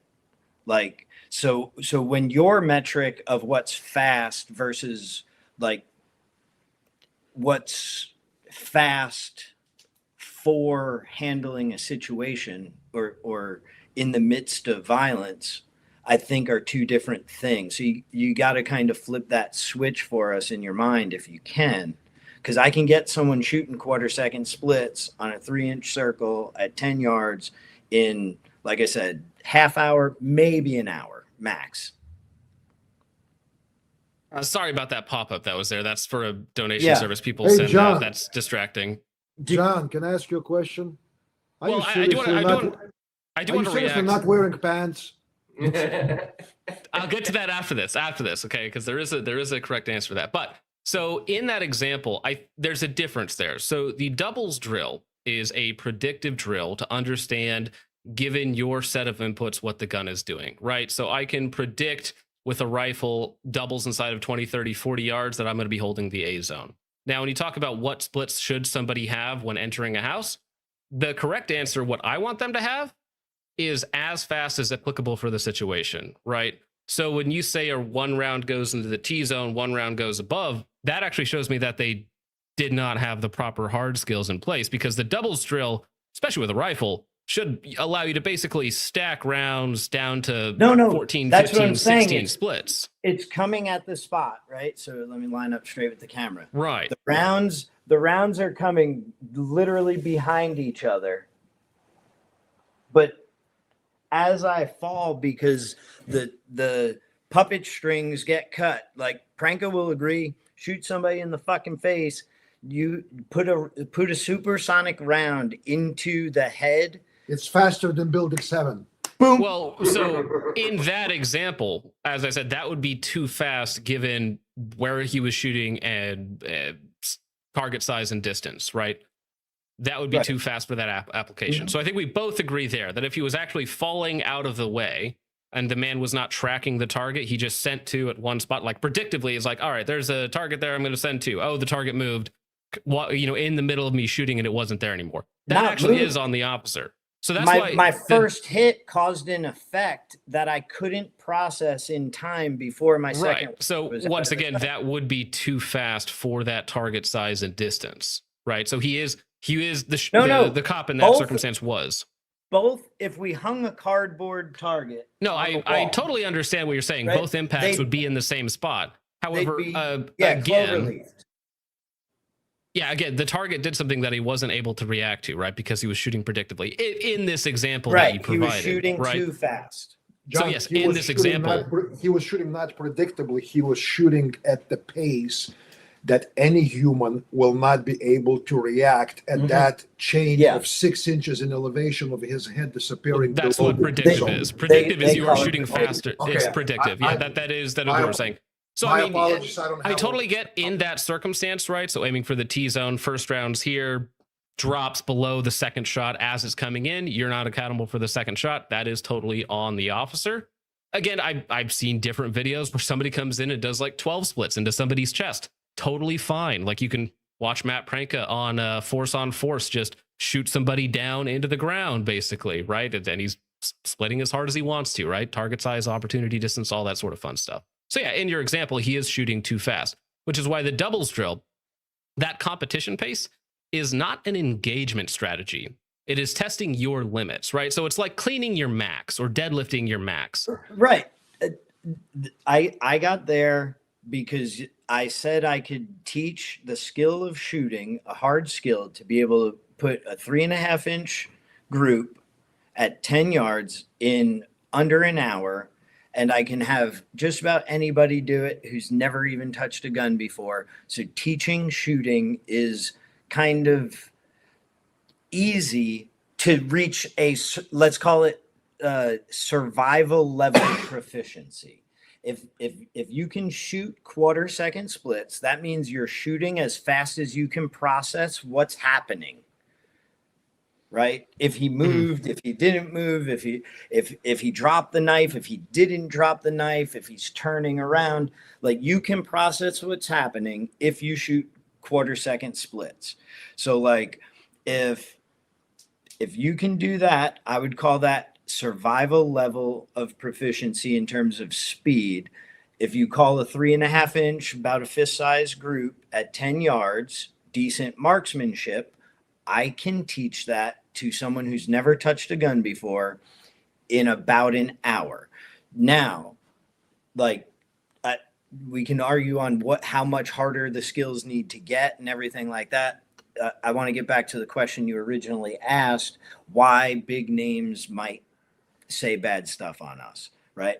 First of all, Stoger, like someone like Ben Stoger, I don't think he would tell you that he's in the business of teaching self-protection or fighting. I think actually very adamantly he's on the opposite side of things. Hey, I'm just teaching you how to shoot good. I think Matt Pranka says the exact same thing. You don't, I've heard him talk about Ronin tactics. Like, I don't need to teach anybody Bushido or how to be a warrior or how to be a protector. They come to me to learn how to shoot good. So his goal and the goal that like we have in this type of training is totally different. It also doesn't help Matt Pranka sell classes to be like, hey, this is some interesting stuff that, you know, people should look into if they really want to protect themselves. Right? It doesn't help him sell a class to say anything positive about our video. So you think there's a financial motivation between some of these other instructors out there? I don't think it's the main motivation. I don't think I make even small percentage of some of these big names make. So they're not going to get rich, you know, by keeping students from coming to me. My student base and people that come to me are, it's very different motivation. It's very different outlook. It's very different conversations and exchanges. Okay. Again, I never claimed and I never will claim that I am a shooting or marksmanship instructor. I am not. I'm okay with what I do when it comes to firearms, whether it's a pistol or rifle. I don't teach long range. I don't teach shotgun. Can I press the trigger? Can I hit what needs to be hit? Yes. Am I at the level to teach any of those things? No. There are people way better than me, and they would do much better job than me. Okay. I integrate certain things based on my experiences, based on 50 years plus of doing things in the martial realm and having been in quite a bit of real engagements in life that involved both weapons and no weapons. I share what I found for me were the crucial moments that made the difference. I don't go to your channel. I don't go to Matt Pranka's videos to make disparaging things. Look at these insects specializing in their fucking super narrow skill and make fun of you. And they go like, I send these dudes to the trenches in Ukraine. They're not coming back. They're not coming back after one day. I don't have that goal because you guys do what you love. You're very good at what you do. Perfect. Beautiful. You have a lot of people that want to do what you do because it's amazing skill to be able to do what you guys do with that kind of time, with that kind of accuracy. Beautiful. Amazing. My goal is different. Yet what I find funny and pretty fucking humorous, it's a bunch of dudes doing what you guys do, feel like they're going to come and they're going to tell me, and I'm not going to put out my resume because this is not about that. And they tell me this dude doesn't know shit. I mean, well, how do you look at it, John? From my perspective, so yeah. I think that the average person looking at this views it as range theatrics. It is for low skill people, let's say, to feel that they're doing something different, that they're doing something novel and unique. They pay to have an experience rather than actually work on the hard skills, right? Because I think people view dry fire as boring. I think shooting is expensive, so people don't shoot all that much, right? But I think some people view this almost as like, how do I say this? Like tourism in a way, right? So they can be the tactical Timmy and do the cool, like you see people spend like $1,500 on a GBRS CQB course, and they're dentists, right? It's like, that's fun, and I'm glad you had fun doing it, and that's great and all. But it's like, you took the class 6 times. I think you just like, doing footwork with other dudes. It's like fun, it's camaraderie. All right, I get it, whatever. But I think that's how most people view it. But you did say something in there, and if I could get you to respond to this one for me. So this specifically was about Ben Steger that you had mentioned. Mhm. I wonder if you could just kind of give me the rundown on this clip from your podcast the other night. Well, I'm going to address perfect. this But here wait. extensively. Is when something goes down in the parking lot, not that guy because he's Canadian, so he definitely doesn't have a pistol on him, but somebody who has a pistol on them, and they could be fucking Shredder McShredderson, right? Like Ben Stoker with a gun on him in the parking lot. Does he now become a new shooter when there are people who are living and breathing downrange for the first time he's ever done it? By the way, they are not necessarily standing, they're moving. So in this clip, I just want to make sure that I get that right. I don't want to take that out of context.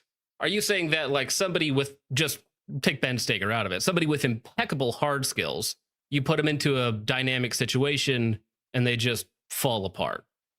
Versus, okay. Go, No, it was a question, and I'll give you a little bit different example, whether people think it's applicable or not. You're very good at doing specific task in specific environment, and everything is known within that environment. Do things change when I change 1 or 2 hard metrics within that environment? Driving on asphalt versus driving in a sleet. If you never drove in the sleet and you only drove on the Autobahn in Germany, does that change when you're going at 120 miles an hour? The same car, the same tires, the same suspension, everything. It's the same skill. It's fucking driving, isn't it? Something within environment has changed. So you're now new to that environment. Your skill is not, your skill has not changed, but the environment in which you're going to have to apply that skill has. Now it has certain unknowns that you haven't faced, possibly more than one. Right. Possibly so I more would than one. still take Mario Andretti behind the wheel of that car, who has like the perfect hard skills, versus, take your layman driver like me, right? So I have a little bit of driving experience. I've taken a couple like professional driving classes. Really was into that when I was a little bit younger. But yeah, I would take somebody who has those fundamental hard skills, who's been, doing insane high speeds in rain, in sleet, in a professional circumstance, right? So I would take that guy. John, we have this understanding here. Would you take Mario Andretti, who has only driven on the Autobahn on the sunny day, and he can perform absolute miracles? Or there's a dude from Minnesota who drives on snow fucking every day. Not a cab driver. Not even near the driver of Mario Andretti, but he drives in snow and sleet and icy roads all the time. Which one you would want to take your family to the airport? Like now your son needs to get to the hospital now, and it's icy roads.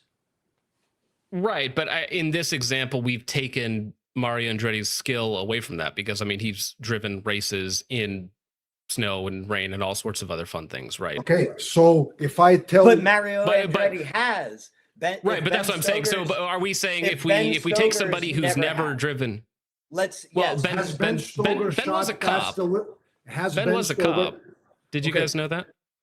I wasn't aware of that. Ben was a cop. Was he in officer involved shootings? I don't know about his specific record or anything like that, but I know he was a police officer for a point in time. Okay. So it may have been a bad example that I grabbed.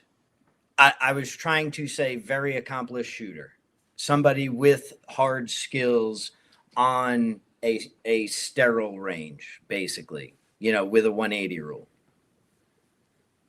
Does that clarify or Well, I get what you're saying, but in my mind, in this crowded parking lot with people around, if you have to take a hard shot, for me, I would just pick the guy who has the best skills to engage in that, right? So would I take a C-level shooter who has done all of these classes or whatnot, right? Or would I take just insert your GM to take this difficult shot?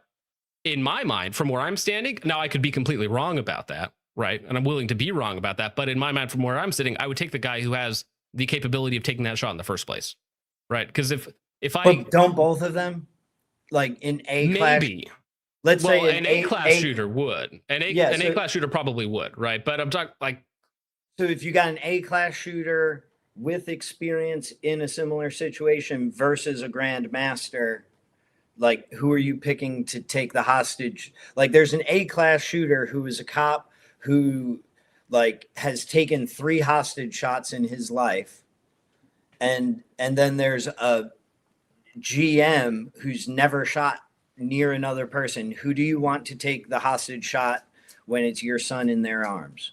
In the bad guy. In this case, we have a shooter that has like the minimum acceptable quality of shooting for this, right? Yep. Yes. So, but again, my problem with a lot of the training is I see, but in this instance, you are correct. But I'm trying to clarify here that I would take the guy who has experience doing that exact same thing, of course, right? But I also know that he has the requisite level of skill. What I see in a lot of these classes and some of these other things, not your classes specifically, but like with the Brazilian instructor running back and front of the firing line, to me, I'm like, who are these people? You like, to me, it's like these people do not have the minimum acceptable quality of skill to be on that fire in a live target, in a live fire with a live person in between them and a target. About that specific video, right? So I've seen that video. This is not a new video. It's been around for a few years. The one that we're talking from Brazil, I believe it's from Rio de Janeiro, whatever, one of their precincts or something like that, or maybe it's their special team. It doesn't matter, right? I actually, because I looked at it, I didn't like it. I thought the instructor's movements were not well calibrated based on even as simple as the hand positioning on the gun of some of the shooters. I go like, I think he's pushing a little bit too far, too fast. In principle, I have no problem with the drill. Execution, organization of the drill, I'm actually partially with you on that. But in principle, as far as what's being done in the drill, maybe I would look at organizing it and getting to know students a little bit better. Maybe I would give a little bit more finer tune-up on this or that before doing that. But I'm going to tell you something else. So that very drill has been done numerous times by one of the most respected instructors in the industry, not competition instructors. When he had an assistant instructor who's pretty universally loved in our industry, as far as at least on self-defense side, Paul Gomez, God rest his soul, he died a number of years ago because of health issues. He used to walk in front of shooting line in every single class while he was assistant instructor to one of the biggest, most successful, and longest running self-defense, weapon-based self-defense schools in this country. Witnessed it numerous times myself. Now, methodology of how the explanation was done and other precautions were taken was far superior to what we see in the video from Brazil. And some of the shooters actually in that class, I would say that they were not much better than the shooters that you see in that video from Brazil. But the logistics of the drill were much better fine-tuned. So to me, in principle, I have zero problems with the drill. Would I fine-tune it differently? Yes. Right. And so this is, I think we've had this contention before, and I kind of want to end it here, and I want to give you guys a chance to shout out all your stuff and all that. And I really appreciate your time. But yeah, so I see this as these more specialized drills, in my opinion, seem to be for a shooter who has already possessed the requisite level of skill, right? And then you can do some of these wacky drills, and elite elements all over the world to do wackier drills that maybe aren't as accepted in like the normie civilian side on YouTube or whatnot, right? Of course. My problem is, again, my contention is that I think that these are for the shooters who have achieved 7, 8, 9, 10 level of skill versus like 2 or 3, right? So when I see lower end shooters, it does make me not less comfortable, because I'm not like uncomfortable, but I'm like, I just don't see the benefit of lower end shooters doing it, right? I guess so. Stuff like this has to be gate kept to a certain extent, right? And so now I we're think we're on, just arguing about the level of gatekeeping. I right. think that's really it. Yeah. So where, you may say seven and up, and maybe I think 5 and up. Again, I've seen drills like this in person. Like, trust me, I care about my life like more than adding range theatrics or anything like that. So like I think I'm a pretty good judge of where that gate should be, being that I've run probably close to 1,000 students. If we're talking like a particular drill like the one we saw from Praelectus in the beginning, like I think I'm a pretty good gauge of when that gate can be opened. Now, does that mean that like at the end of that class, Jay was like, "You've reached the pinnacle. There's no getting better than you currently are"? Of course not. So when the gate can be opened, I think is an interesting conversation to be had, and something that's a little hard to explain or know when someone has the maturity to at least start walking down that path as well, right? Because it's not like give up on hard skills and all the other types of training once you do this sort of drill. So I think we're in agreement more than we disagree. I think the only thing is, and I'm There's a visceral reaction Yeah. when people see what we do. There's a visceral reaction, and it's kind of like, I don't know. I guess if you never seen, or your only exposure is through whether it's a movie or a game, or some surveillance video or whatnot of things happening in unexpected, unreasonably compressed and stressful circumstances. I mean, John, my guys do things against live blades. I put a live blade to their flesh, and they have to work from there. Has anyone been cut by me? No, not yet. Have things happened where it was a little nick here or there because they freaked out and they grabbed the fucking hand and then things happened? Yes. Yes, that is the part of our training where we go like, this is gonna get a little bit risky. Be very, very attentive. Don't work past your capabilities. Don't try to show off. This is not a competition. This is learning, exploring, understanding how the fuck you react to things that you have not been exposed to before. I can take you further after that if you're interested in doing that. Lewis told me that you guys maybe were discussing or joking. I don't know if it was, he goes like, "Hey, John said, maybe we can meet up in person and take the class." And I said, "Fuck no, I'm not giving some guy free class." After talking to you, John, I don't know about your yeah, sometimes I was reading comments because your dudes are fucking hilarious, man. We're brutal, dude. Yeah, they do not let up. I think if we remove the screen, the brutality level would change probably, but that's a separate issue, swinging dicks and all that, right? No, but dude, I appreciate, as much as we fundamentally disagree on all that stuff, and this is not to show how badass and how dangerous we are and how hardcore. I think there are places where maybe I can, assist you in kind of moving your vantage point to see at least some value in limited capacity to what we do, and actually over some beers or vodka or whatever, or some good whiskey or whatnot, yeah, I would like to pick master level shooters' brain about, with what I do after certain transition or whatnot, how would you fine tune that speed, that accuracy or whatnot?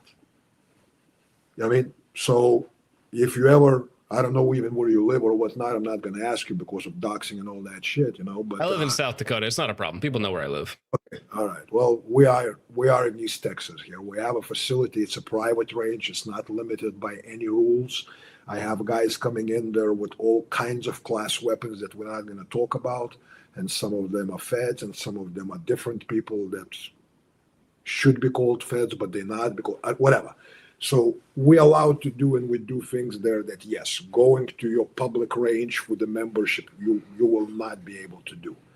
And it's not, we don't do this for theatrics. Listen, I've been in 4 movies, I've been in countless TV shows, I've been involved in game developing because they wanted to use me as a freaking motion capture guy for this game that sold billion worth of fucking, It was COD 4, wasn't it? You were the no, body... it was the Black Ops original 1. Black Ops.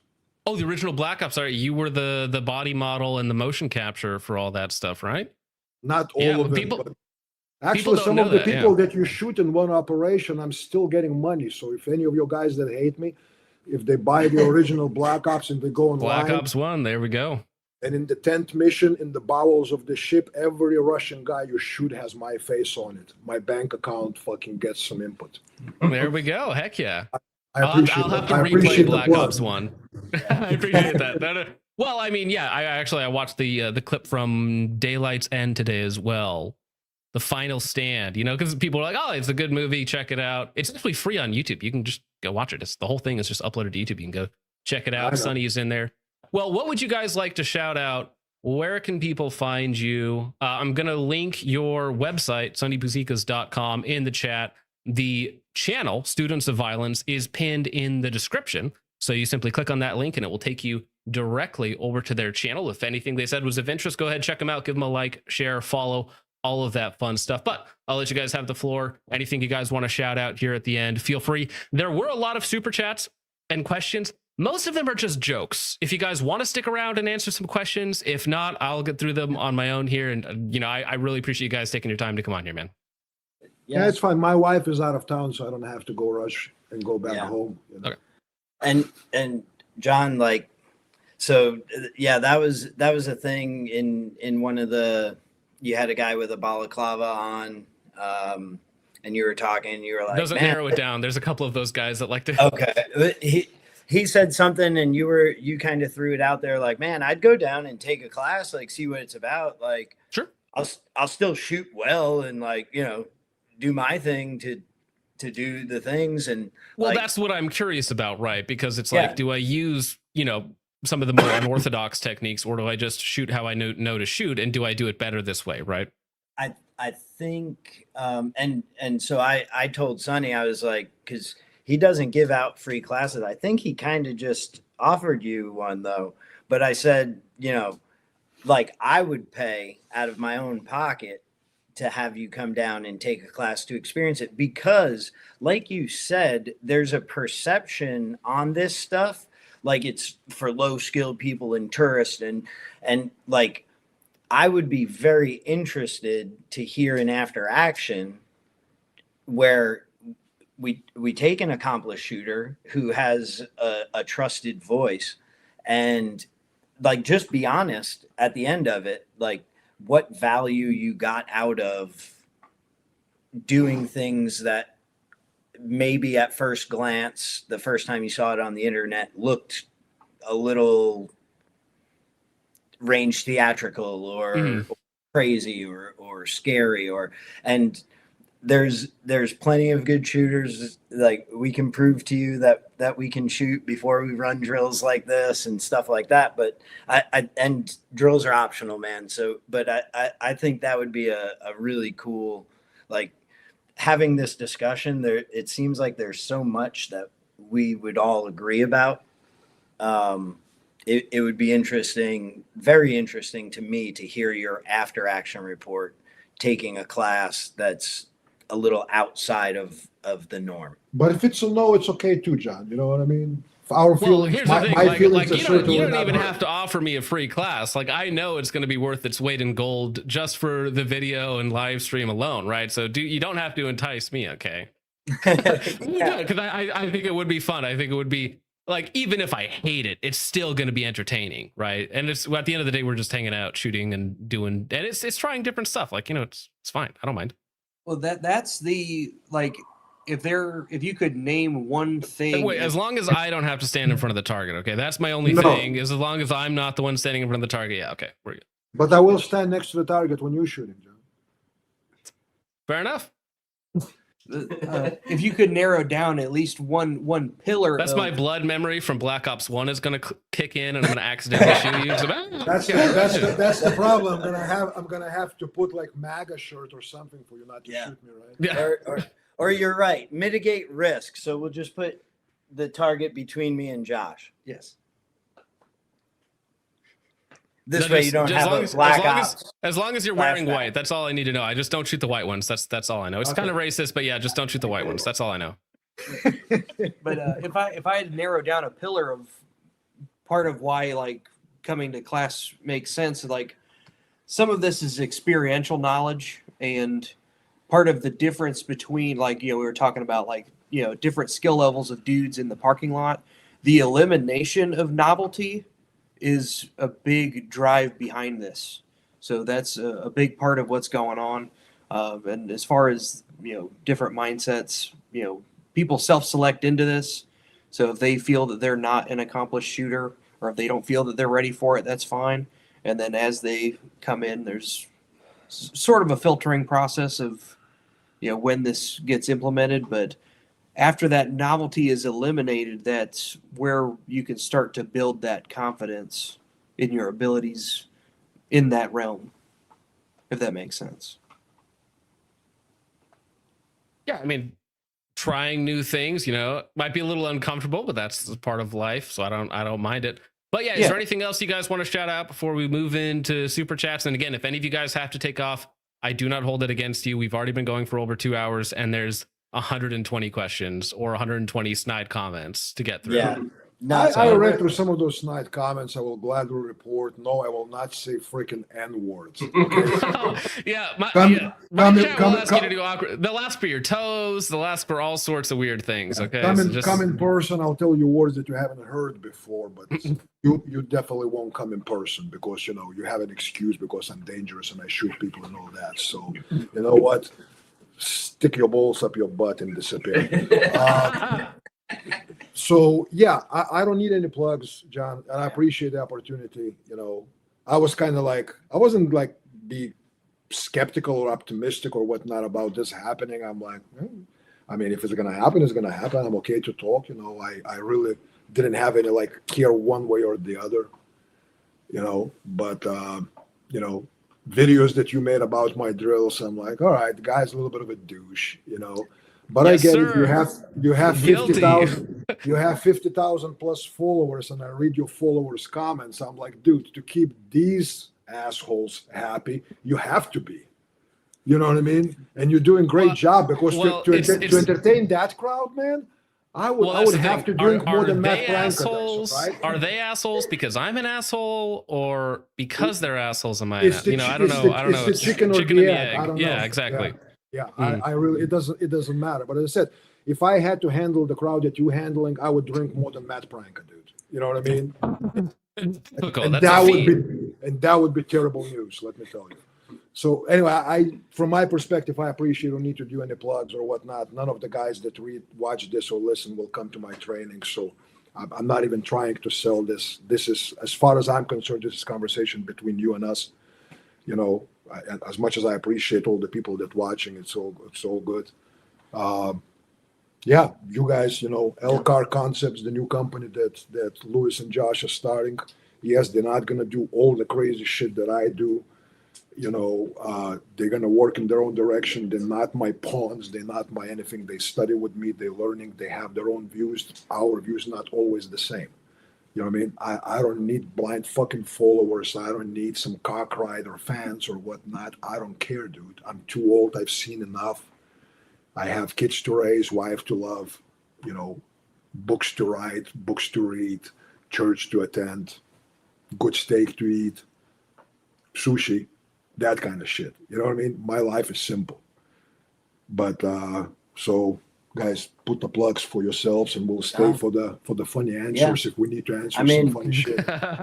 No real plugs needed. Like I said, the new company is called Elcar Concepts, so that's Lone Civilian Armed Responder, right? Because that's what we are. And so everything is through that lens, right? I wasn't a cool guy kicking down doors and like murdering mud farmers wholesale. So I don't know anything about that, or I've never had to put anybody in cuffs, but like I'm in charge of keeping my family safe, right? And the people around me. So that's the lens everything is looked through for LCAR concepts. So the YouTube No, I channel, looked for a website. Is there a website or a YouTube channel? not yet. That it's all this is like early shot show. It'll be Q2. Right, of course. Yeah, coming soon. Yep. For the low price of $99.99. That's right. All right.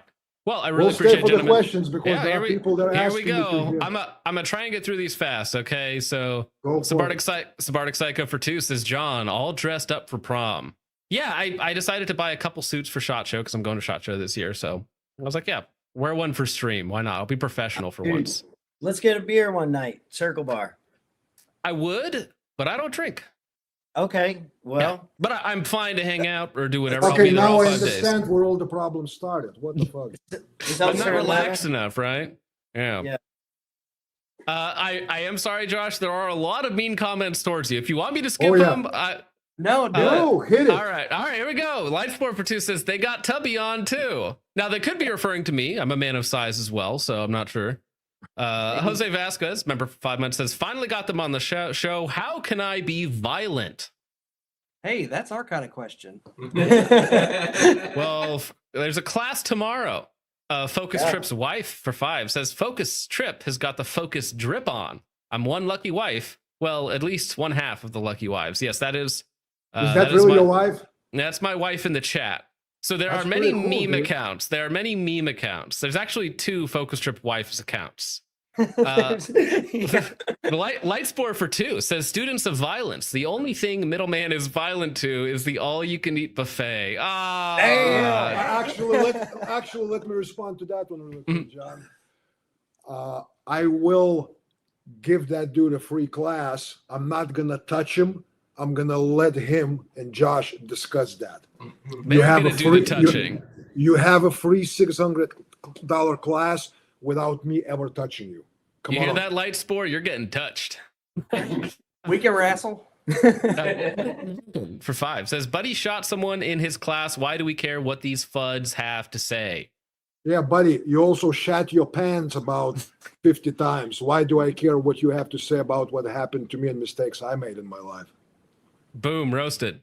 TK's Tiny Peen for 5 says he can't hear you because of all of the tactical excellence in their room. Yeah, that was the audio. It must have been on my end. I left and came back, so that wasn't your guys' fault because the stream could hear you.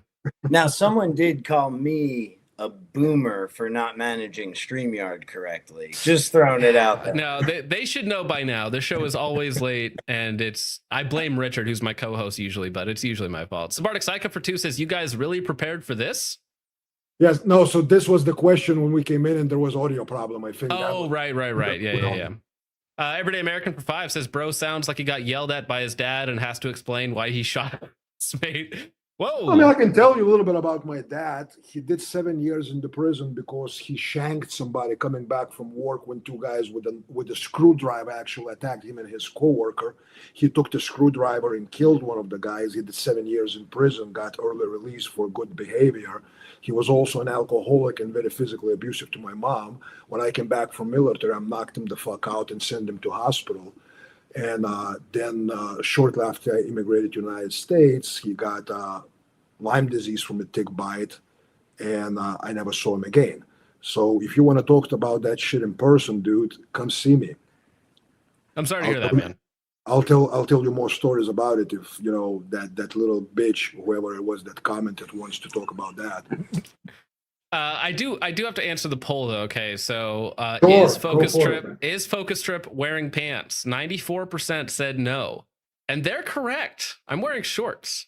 Oh shit! Now I feel gay, man. I have basketball shorts on. Yeah, no pants. It's comfy. Okay, it's hot in here.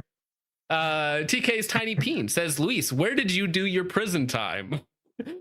Never prison. I did go to an Ivy League school. I commercial fished, and I ran a hotel outside of New York City, but never been in prison. Never arrested.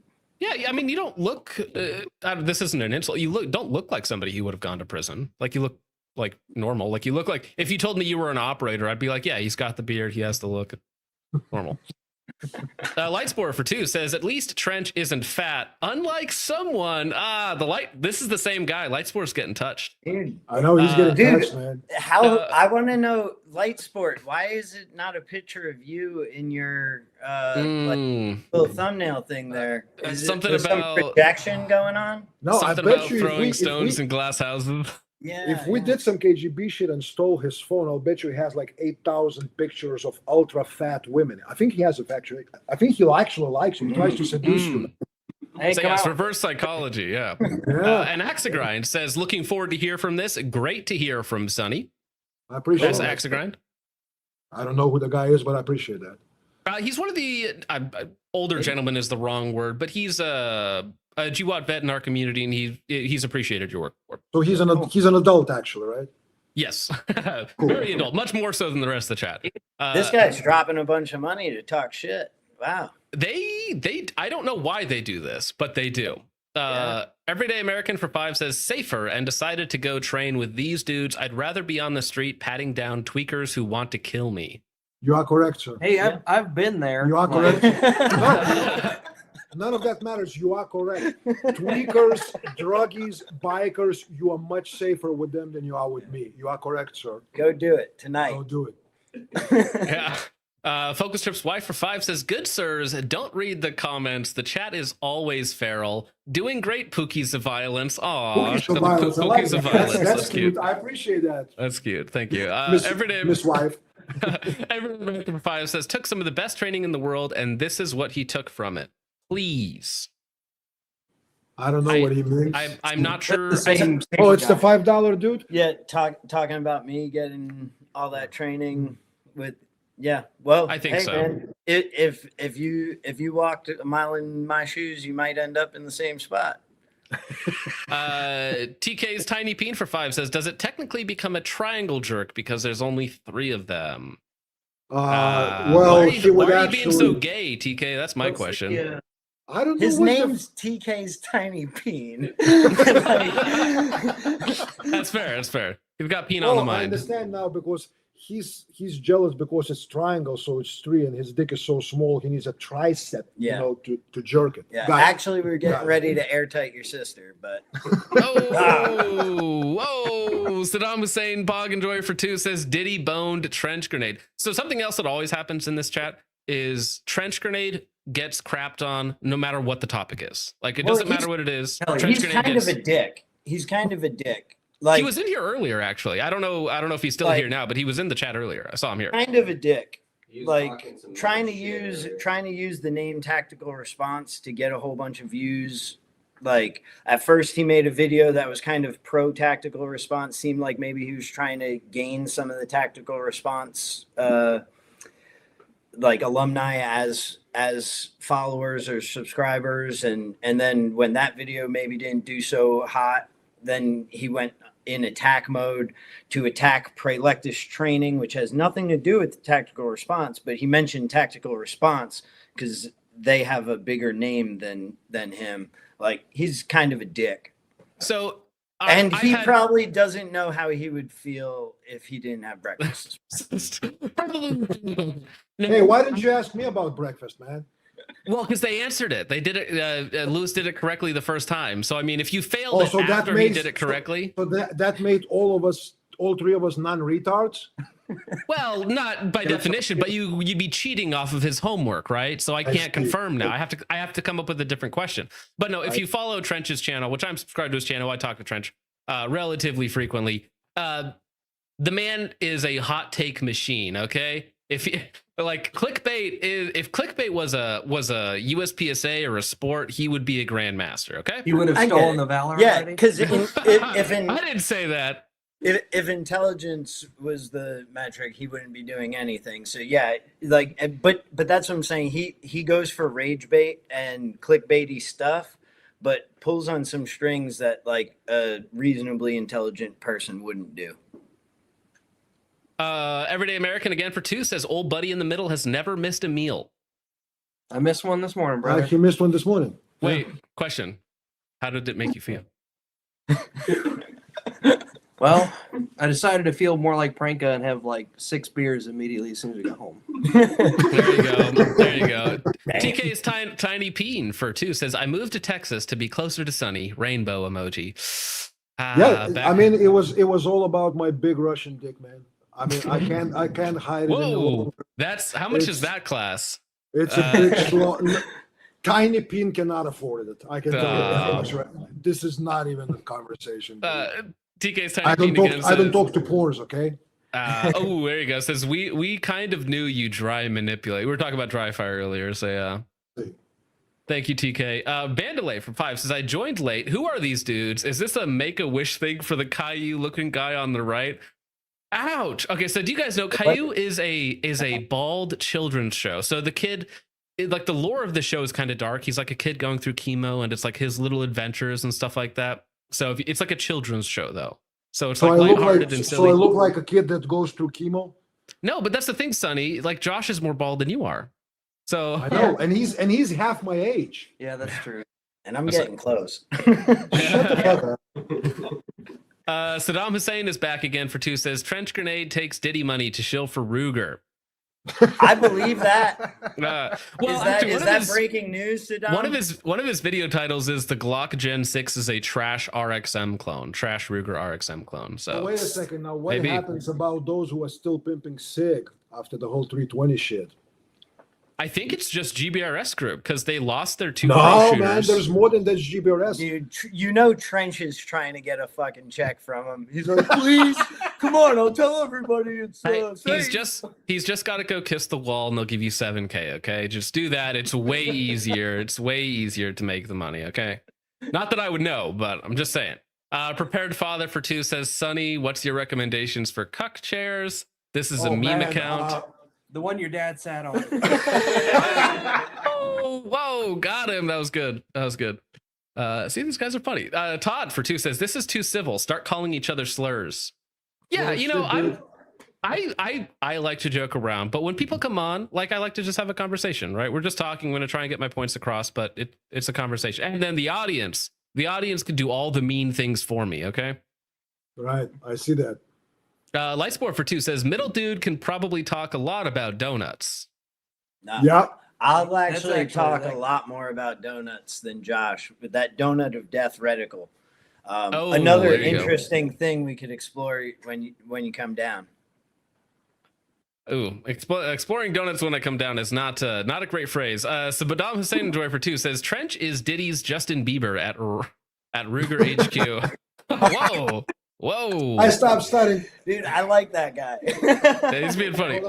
Hold on. I'm going to show you guys. Remember? Yes. Yeah. So, John, I spoke to my guys earlier a little bit about, when it was confirmed that this is going on. I just wanted to show you what we'll put in front of TV.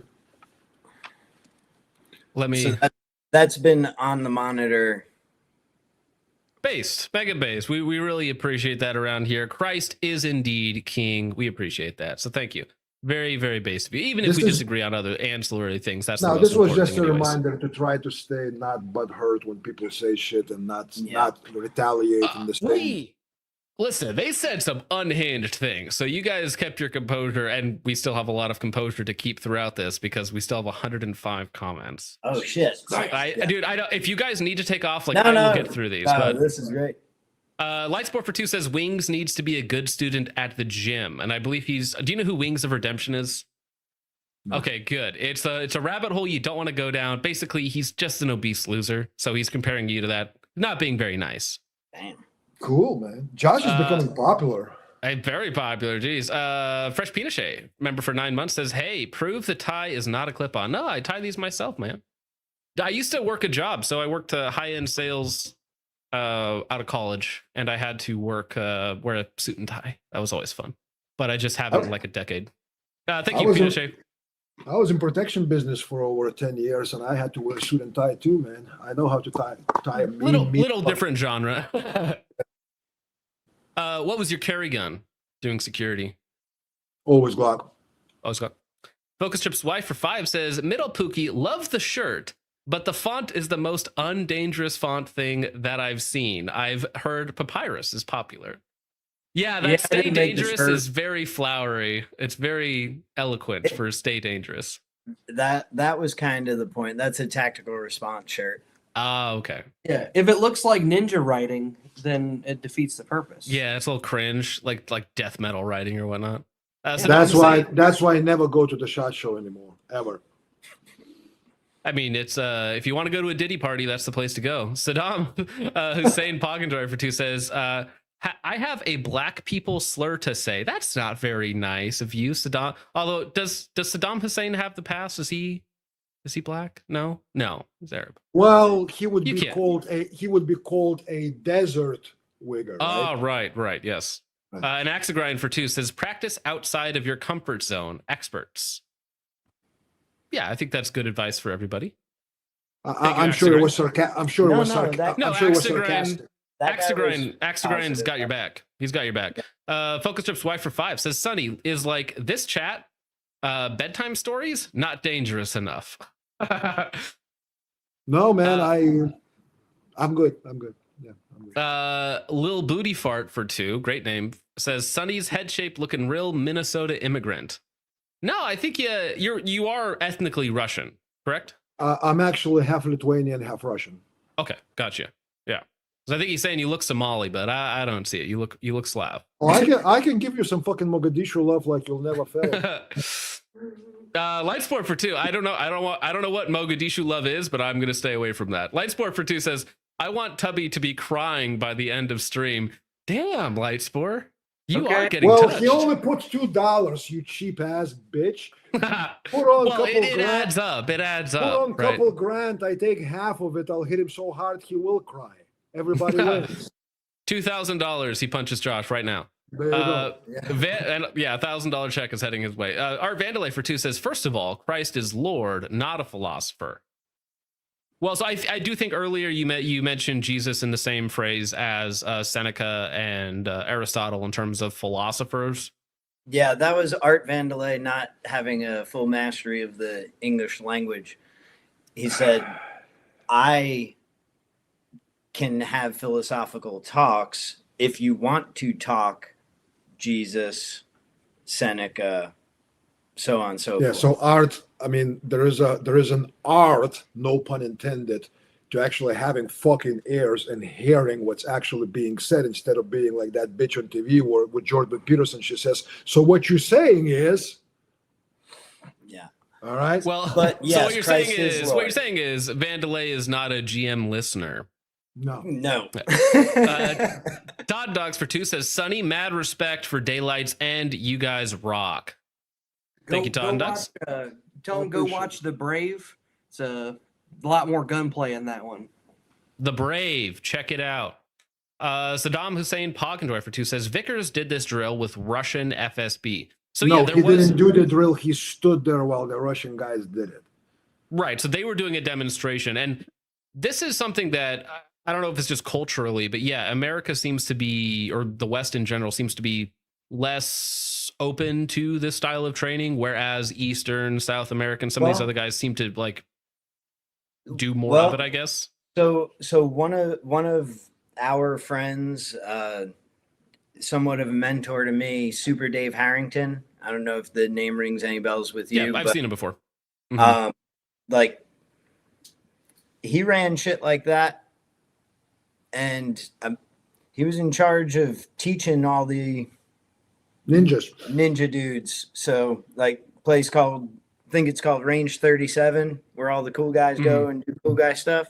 Like Super Dave was in charge there, and he did all this stuff. So yes, R.I.P. Yes, Super rest Dave. in peace. Lightsport for 2 says, safe to say, middleman never made SWAT because of PT. Lightsport has not given up. Yeah.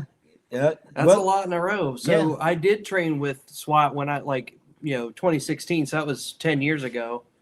Like, okay. I mean, I don't know that gentleman, but we have this one little drill that's only 60-second drill. It's called 2-5.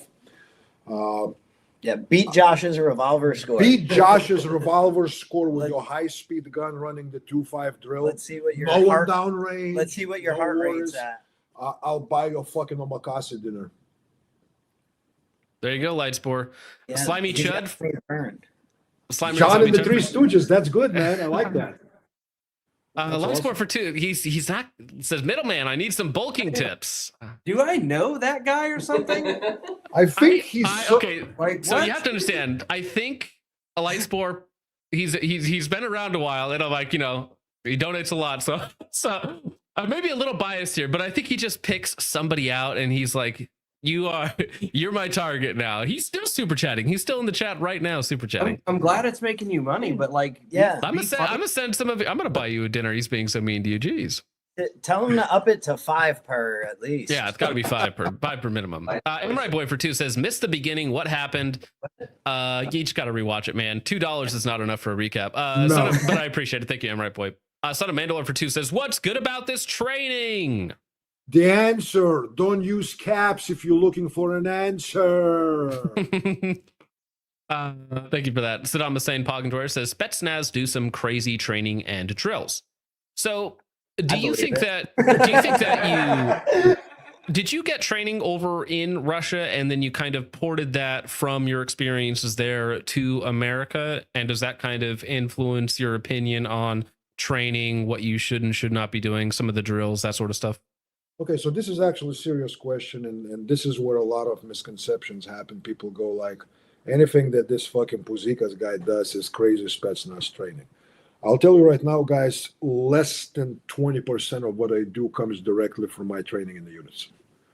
The rest of it is some kind of a hybrid of things. I was explaining to guys today, I get a lot of calls, still regularly do, from some Russian dudes, from my old comrades.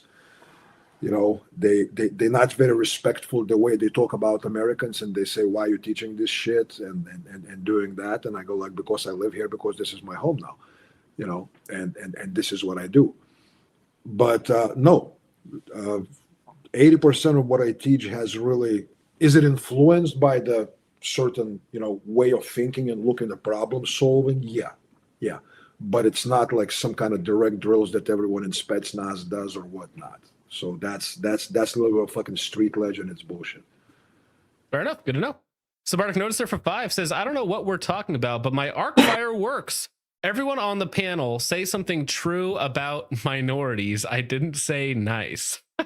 Yeah, I mean, you guys do not have to say anything if you don't want to. I'll say something true.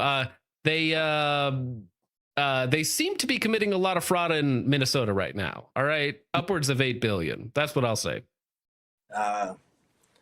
Puerto Rican chicks could probably get a golf ball to come through a garden hose. Fair enough. Anything about minorities? There's a lot. The wise man. There's a lot. The only thing I know that, like the Southern Mexicans, I'm actually have more in common with them than the Snow Mexicans. Snow Mexicans? What the heck is a Snow Mexican? It's a fucking Canadians. Oh, Yeah. Frostbacks. Dude. Sorry, Yeah, my the bad. frostbacks. Good. Frostback. Back to Canuckistan. Everyday American for 5 says, if I had a nickel for every name they dropped, I'll listen to the Delta dudes and world champions for my training, not to rejects and wings of redemption. Ouch. You're right, sir. You do that. Do you, man? Everyday American back end says it doesn't even look cool. LOL. You are correct, sir. Saddam Hussein for 2 says Marines love Thai ladyboys. I heard that. Yeah, I'm not even on the stream. Marines catching we have flack. Marines sitting here. Come on. hey, let me ask you a question. Do you have students that look No, that just don't good? touch it. I'm gonna cover up anyway. Check that there and check that here. Oh, there you go. Yeah. Tell them what you think. Perfect.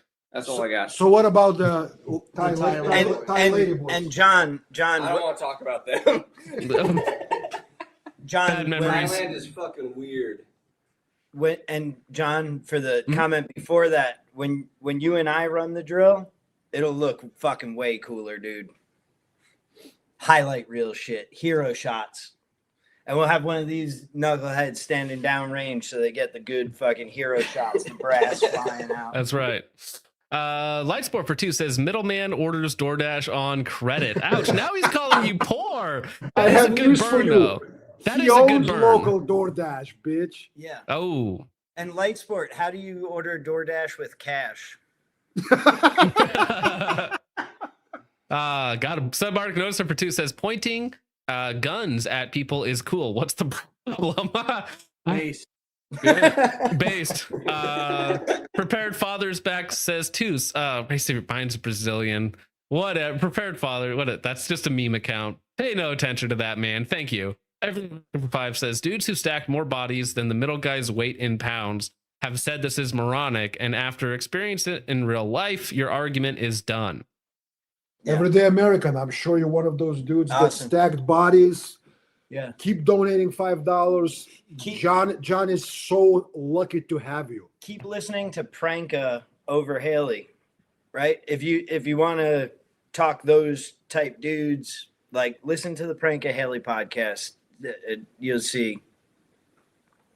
Did they do a podcast together? Was that a Yeah. while ago?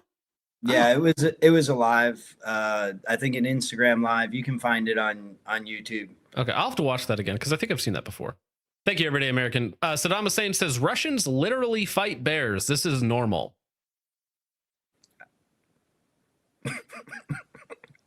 Well, it can be. the other day. I was like, is this the shortcut?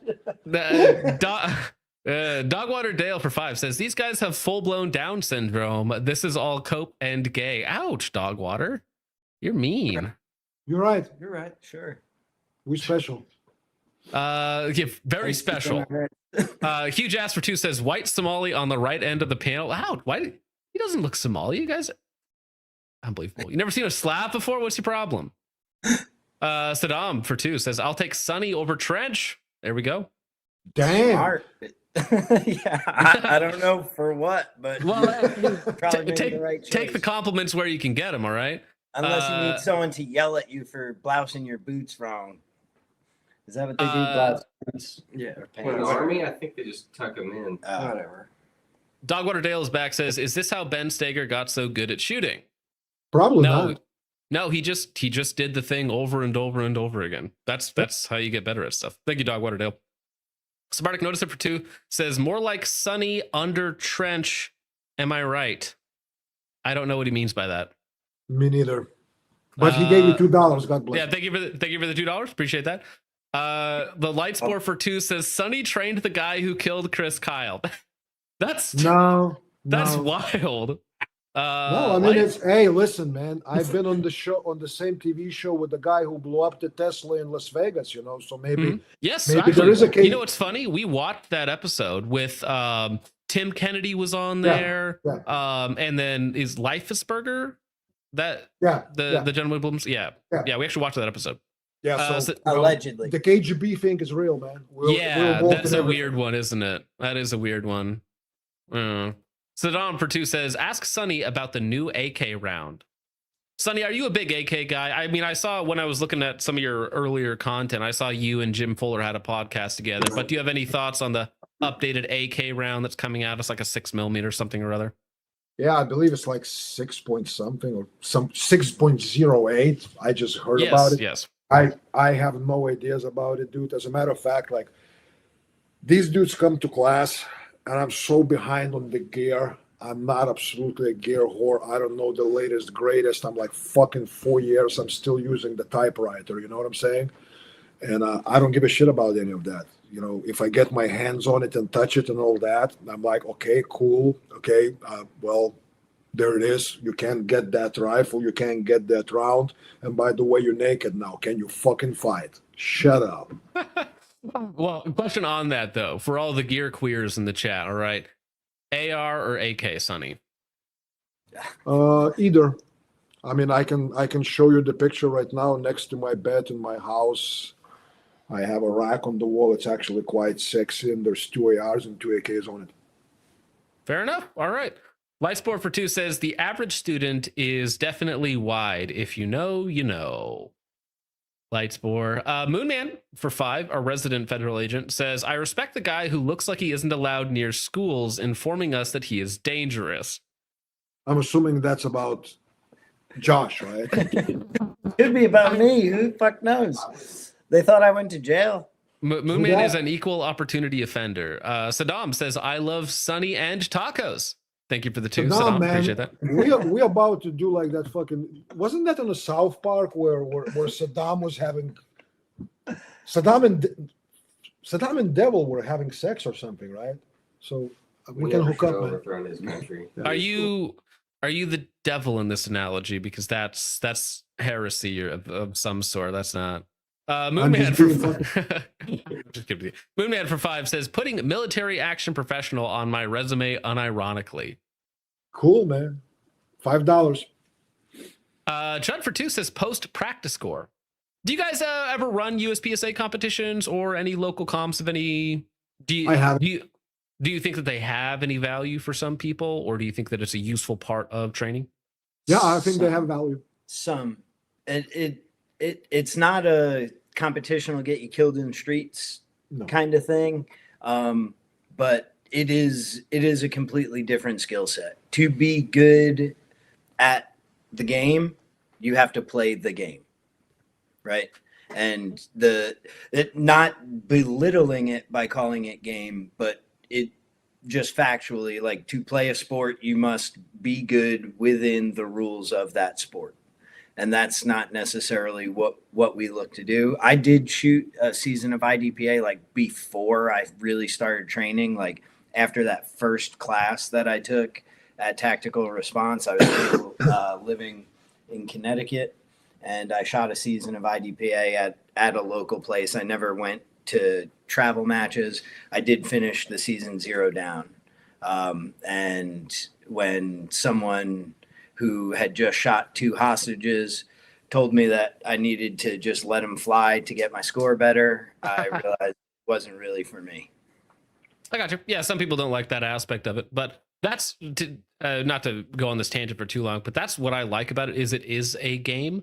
And so like failure in the game is fine. You can do it. It's okay. Right. So you can find out where your limit is, basically. That's what I like. Well, yeah, but I mean, like, I'm like pieing a corner of the cover, like, minimal exposure, like taking a minute to shoot a stage that other people are taking 14 seconds. And like, they kind of didn't love that, but I wanted to play it that way to get benefit from it.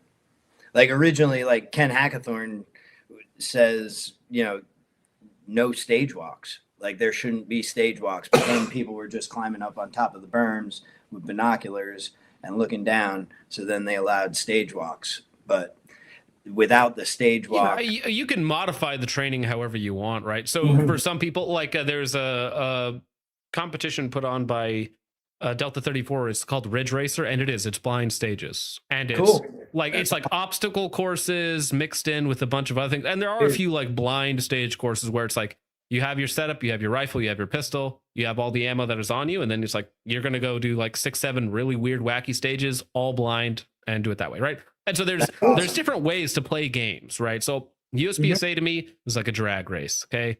Fastest, most accurate. That's all that matters. You can do the other tactical stuff. You can do the tactical games where it's CrossFit plus guns, right? And I do like their games and their training programs, and there's like ways to be specifically good at each one. Yep. So I like to use it all. Lightsport for 2 says he waddled some drills, not ran.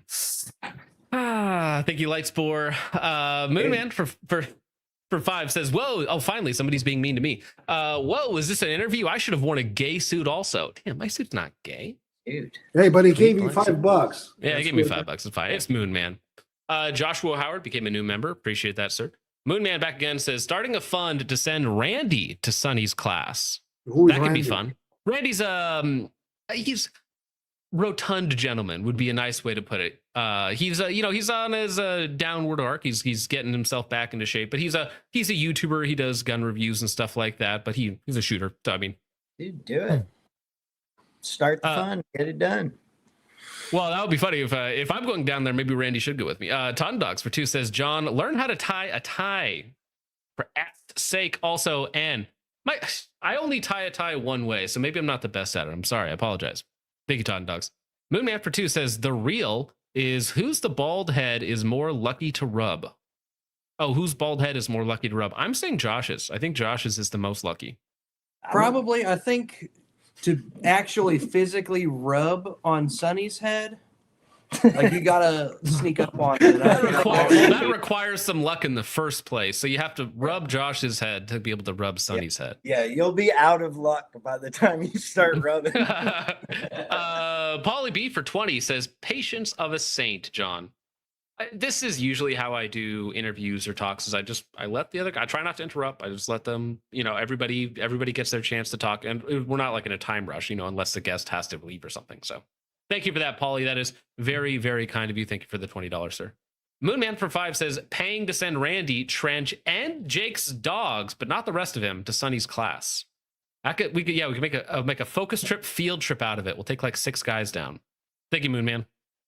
Vandalay for 2 says the lion does not shoot at inanimate targets. Right. Only live targets. Thank you, Vandalay. Chud for 2 says women can be police officers. That's half the issue. Not wrong. Well, that's the thing with the women is when they run out of tools, which is, their physicality and their taser, that might be a gun. Then yeah, the gun is their ultimate option. Thank you, Chud. Lightsport for 2 says the tubby bad cop is the guy in the middle, though. Bad cop?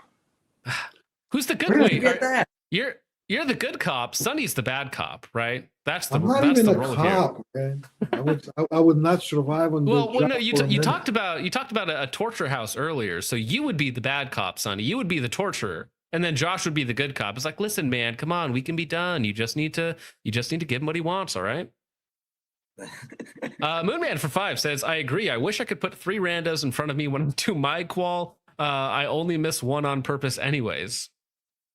That was when we were talking about police quals and putting 3 people.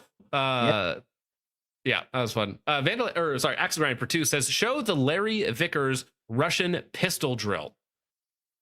Well, we are approaching 3 hours, sir. Yeah, it's got millions of views. Everybody's seen it.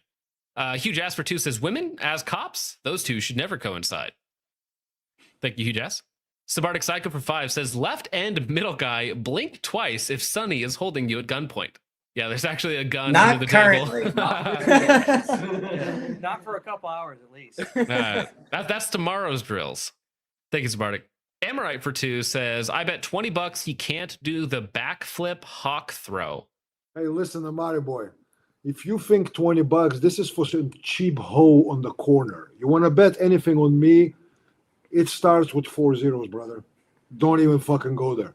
I told these guys, you want to see me doing fucking karaoke dressed as Britney Spears? 20 grand, you get your wish. All right. 20 grand. We know, that was a number I didn't expect to know. I didn't expect to know how much it would cost to get you doing karaoke dressed as Britney Spears, but now I know $20,000. And you're welcome for that image, John. You're gonna sleep well. Oh yeah, I know. It's like things I didn't need for 500. Lightsport for 2 says middle doesn't know about this quote unquote physical activity. Damn, Lightsport is not giving it up. Thank you, Lightsport. He's just making money for you. That's good. I'd like to see if he can hold a plank longer than Josh. Right. Amrite Boy for 2 says bring Pranka on right now. And what's gonna happen if you do? I think, knowing Pranka, because I've met Pranka in real life. I was at a class with him and Ben Stager down in Las Vegas last year, or actually earlier this year in January. I think it would become a yelling match. I think that's usually how that goes, which could be fun. Yeah, that's fine, man. Yeah, I yelled with the best of them. It's like, because I didn't have breakfast. He wants a second shot at that question. Huge Ass for 5 says, why are we letting Russian teach anything not related to drinking vodka or being poor? It's not a very nice. I can answer that question. All right. I mean, your country and now is my country is becoming more communist. So you won the Cold War, my ass.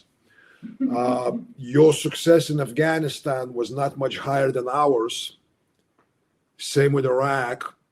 I don't believe you holding 20% of any country. We hold 20% of Ukraine. Should I drop the mic or should I continue? Well, listen, our U.S. pullout game in the Middle East has never been good. Okay, I'll Pull-out admit game that. is never good to begin with. Yeah, you got to conquer. A Moonman for 5 says, I think it's cool that Brazilians might be self-selecting. Only the strong ones deserve to past tense a whole favela. Yeah, no, those cops are crazy down there. Did you guys see the police raid that they did on a favela where they killed like 200, 200 enemy, or I say enemies, but like drug dealers. Yeah, crazy work. Lightspore for 2 says, Sonny, when did your family grape you? You do not need to answer that question, Sonny. That is Lightspore is going off. Moonman for 2 says, you heard it. He's not trained. I don't know what reference that is to. This is probably somebody's offhand comment. Amrite Boy for 2 says, ask him what he thinks about Chechens. Tough people, man. Tough Okay, people. fair enough. Respect. Hawkeye Penny, our resident Russia boo, says, what is your favorite AK and what gear do you have on? Favorite AK? I mean, I don't know. The AK one that I is haven't. AK. If I have to use an AK, that's the one that I have in my hands at the moment. That's my favorite because I can use it, you know. There you go. See, I mean, I had Hawkeye is a gear queer about AKs. Okay, he runs a company that makes handguards and yeah. Yeah, no disrespect, man, for that guy. I hear it's a legit question. I'm not a gear queer. I have some nice things that Jim Fuller made for me and a few other people made. But to me, it's just a fucking tool. None of them are in the safe. They're all being used in training, and I'm like, I don't give a shit. Well, Hawkeye should send you a handguard and have you put it on. He makes carbon fiber stuff. I don't know if you like carbon fiber stuff, but he makes stuff for the AK platform. Mm-hmm. Yeah, no, he can reach out if he has something interesting. I have one on my AK right now. I'm not looking for freebies or whatnot, but if he makes something really interesting in the sense that it's functional, I'm more than willing to try it out. We play with it. And we're friends with Brian Keeney, who had Occam Defense. Mm-hmm. Makes really cool AKs. I think Rifle Dynamics actually uses their design handguard on a lot of their stuff now. So I like my Occam. It's got mud flap chick, multicam black. So that makes it sexy. Right. Polly B for 10 says, my impression of Students of Violence before was flim flam. Over an hour in, to quote Sandor Clegane, you're a talker. Listening to talkers makes me thirsty and downs a whole ass ale and hungry. Cool. Well, I mean, I did bring them on to talk, so yes. Thank you, Polly. I appreciate that. You were supposed to mime it, actually. If you guys could do an interpretive dance, I think that would be really good as well. Yeah. But you can't have... And you can't show firearms on a live stream. No, I know. It's annoying. Vandalay for 2 says, Wings sounds like Richard. Is this a face reveal? Oh, are you guys cutting out? Are you guys there? Seems like your quality dipped a little bit to me. Yeah, we're here. Okay, perfect. No, that's not Richard. Yeah, everything looks good. Huge Ass for 5 says, when did Wings of Redemption get into training? They're not letting that go. Fair enough. Thank you, Huge Ass. Dude, what is the show? Is this a show? Like, how much time do people have to watch stuff called Wings of Redemption? Well, I think he's a streamer, actually, so he probably streams more than I do. Polly B for 10 says, imagine some Jerry Mitchell caliber cop saving your ass. Perp pulls first. Competent cop beats him by a country mile with an entire mag to the torso. Wee-hoo! Ha! Which is usually what Jerry says. Yep. Get some. That's right. Nice $10. Yeah, but I mean, cops training should be better. I think that's something everybody agrees upon. Agree. If every cop could shoot like Jerry Mikulek, I would be in favor of this.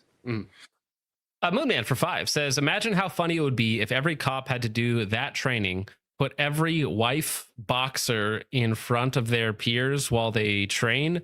Tax dollars well spent. Oh, I think he's referring to Sonny when he said that you had your wife shoot at you and then you shoot at your wife. Well, not at them, but... And I think he's calling cops wife boxers, like... A wife beater? Maybe he meant wife beater? Well, a wife boxer. Yeah, you're right. Wife boxer. That's what he means. Okay. Yeah, well, cops also have a reputation for attacking their spouses. Hugh Jasper 2 says, once a commie, always a commie. That's not true. We believe that by the grace of God, people can be reformed. Come on. Thank you, Hugh Jas. Focus Trip's wife, back in the chat, says, after hearing Sonny talk about his requirements to marry him, the basement isn't too bad. Oh, all right. I don't think she wants to get shot at. Polly B for 2 says, respect to students of violence for showing up and being respectful. Absolutely. Thank you, Polly. Amorite Boy says, press X to doubt. I don't remember what that's in reference to. Thank you, Amorite Boy. Dogwater Dale says, this guy definitely invented logic. No, that was Ben Steger. It's about me. Yeah. I have a clip for that. I will not stop screaming until you admit I invented logic. Thank you, Dogwater Dale. Moonman for 5 says, sorry, I was distracted. When did we start talking about fighting SWAT teams? Through the wall and through a leg and groin shots. Huh? Who talked about that? Well, we talked about Matt Pranka hopped up on speed or crank on a SWAT team. I think I made that reference at one point, but I don't know about the through a wall. TK's Tiny Peen says, these guys have no understanding of civil liability in a shooting gone bad. Okay, $5 well spent. I'm sure Tiny Peen has all the experience with shootings gone bad. Some premature shootings. And you have to win the gunfight to worry about the legal fight. Yeah, that's right. Judged by 12 rather than carried by 6. No, not necessarily that. But at the end of the day, if you let those chains I was talking about, and let your civil liability come into play in a moment of violence, you're fucked. We're not saying you ignore it. We're not saying you don't pay attention to it in training. We're not saying you don't address it. But this should not be a hard stop for you not to get the job done. Copper Tone for 2 says, these regards have well-worn bed-facing chairs. All right, Copperton, $199. That's your price. Yeah. Copper Tone again for 2 says, 271 or 6 million, Sonny. What the fuck is he talking about? All right. Well, it's an inside joke, so I wouldn't worry about it. If you didn't get the reference, you'll get the reference. IG88 for 5 says, these smooth brains don't know what civil liability is. Okay, you're right. I don't know what that reference. Again, we barely even talked about that. Chud for 2 says, I would have said a slurp ATP. Read my message when you can. Which message? Where did you send it at, Chud? Thank you, Chud. Appreciate that. IG88 says Halo versus Whole Holes. Is that maybe when I was talking about the circle only reticle? No, he's talking about Halo jumps. Oh, Halo jumps. Amrite Boy for 2 says Pranka mentioned make them debate him. Make them. Why don't you make us do something? And Pranka. What? Pranka is a god? He's another dude who shits brown, bleeds red, and drinks, all right? What's the big deal? Definitely. Because he was in CAG, he's God, he's untouchable, he doesn't make mistakes, he doesn't fuck up. Come on, dudes, grow up. Take your diapers off and fucking act like it. And these people have seen him on debates, right? He's a much better shooter. He's had some moments. I really appreciate. He did one against. I'm trying to remember the guy's name, but he was critiquing one of the leaked Pranka videos of him doing clearing Op 4 on one of their training events or whatnot. And this guy was really critiquing their stuff hard, and so he and Matt Pranka had it out. And I think the video title was something like Matt Pranka takes a boomer outside and shoots him behind the barn or something like that. It did not go well for the old man. IG88 for 2 says, call Sonny a Turk roach slur. He's not Turkish. I would never insult Sonny and call him Turkish. How dare you? Moonman for 5 says, let's talk about real training. Level the building the bad guy is in. Only way to be sure. Agreed. IG88 for 2 says, John won't ask about the guy Sonny shot. Well, that we've talked about that on stream before. There was an incident 12 years ago at this point. I don't know if you 13 years, 1 month, and 2 days. What else? Well, I mean, I don't want to bring it up if that's a touchy subject for No, you. it's not a touchy subject. You know, it's touchy. It's what's touchy is when douchebags read couple of things from, you know, for example, from MSNBC and fucking Fox and BBC, and they're experts on the war in Ukraine. Dude, you want to find out what happened 13 years, 1 month, 2 days ago? Send me a message. I'll explain. I have nothing to hide. I fucked up. I made a mistake. It was costly, thank God, not fatal. I'm going to see the guy that I shot in January in Austin. Okay. What else does he need to know? Please, I was going to ask if you still had a relationship with the guy. So you do. Yes. That's good to hear. Good to hear. You know. Hugh Jasper 5 says, John, I lost the remote for the stream. Be a dear and change the channel. Don't be lazy, Hugh Jas. Get up, change it yourself. Polly for 5 says, I haven't seen goalposts shift further or more frequently than a Looney Tunes cartoon. Did that happen? Well, so there were points in there where you guys were talking for probably like 5-10 minutes at a time, and there were like lots of different points being put out, and that was kind of in that back and forth section. Thank you, Polly. Moonman for 5 says, what is much more important than whatever we are talking about? There, we're almost out of every monster flavor. Trying the Pacific Punch. Pray for me. Well, I will pray for you, Moonman, but yeah. Moon Man, get off the poison, man. Nobody likes a quitter. There you go. That's more like it. Lightsport for 2 is finally not going after Josh. Says, number one rule of gun safety is to have fun. I thought it was look cool. Yeah, look cool is number 2. Moonman for 2 says, Randy, take the class. Randy, take the class. All right, fine. Get him in here. Thank you, Moonman. Axe Grind for 2 says, focus, boys. Take the class. Maybe learn something. That's an Axe Grind. Appreciate that, good sir. IG88 says, Sonny is the Slav boomer Steven Seagal. Do you get the Steven Seagal comparisons? Do people call you that? No, actually, more times got mistaken for Jason Statham than Steven Seagal. Yeah, I think that's a more apt comparison. Huge ass for 5. I was going to say it, but no, I'll keep that to myself. Never mind. Huge ass for 5 says, I ain't afraid of some vodka guzzling Tim Waltz. 1v1 me on Rust, bro. It's a video game reference. You guys play any video games? Too old for that? Not cool enough? Not much. Back in college, I was a competitive Madden player, and I started playing Call of Duty just to get better stick skills for the Madden, but not since Xbox 360 and PlayStation 3. Gotcha. Yeah, I don't play, and I don't even allow my 16-year-old son to play, so no. Based. Moonman for 5 says, John, ask Sonny, peace be upon him, what his least favorite type of minority is. Tell him to be specific about ethnicity. Wow. If you're gonna try to frame it with ethnicity, man, first of all, you're gonna have to go to Kiss the Wall and get $7,000. Oh, all right, fair enough. Thank you, Moonman. It says gatekeeping, more like gay keeping. Okay. Whatever. Thank you, IGD.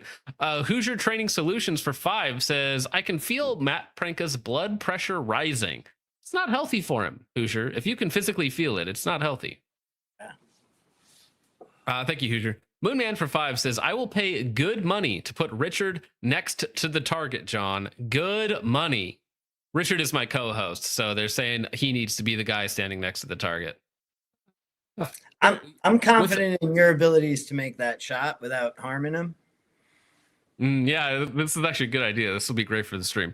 Dogwater Dale for 5 says, effing Phil Collins, the effing mustard tiger in the middle. I don't know what the fuck that means.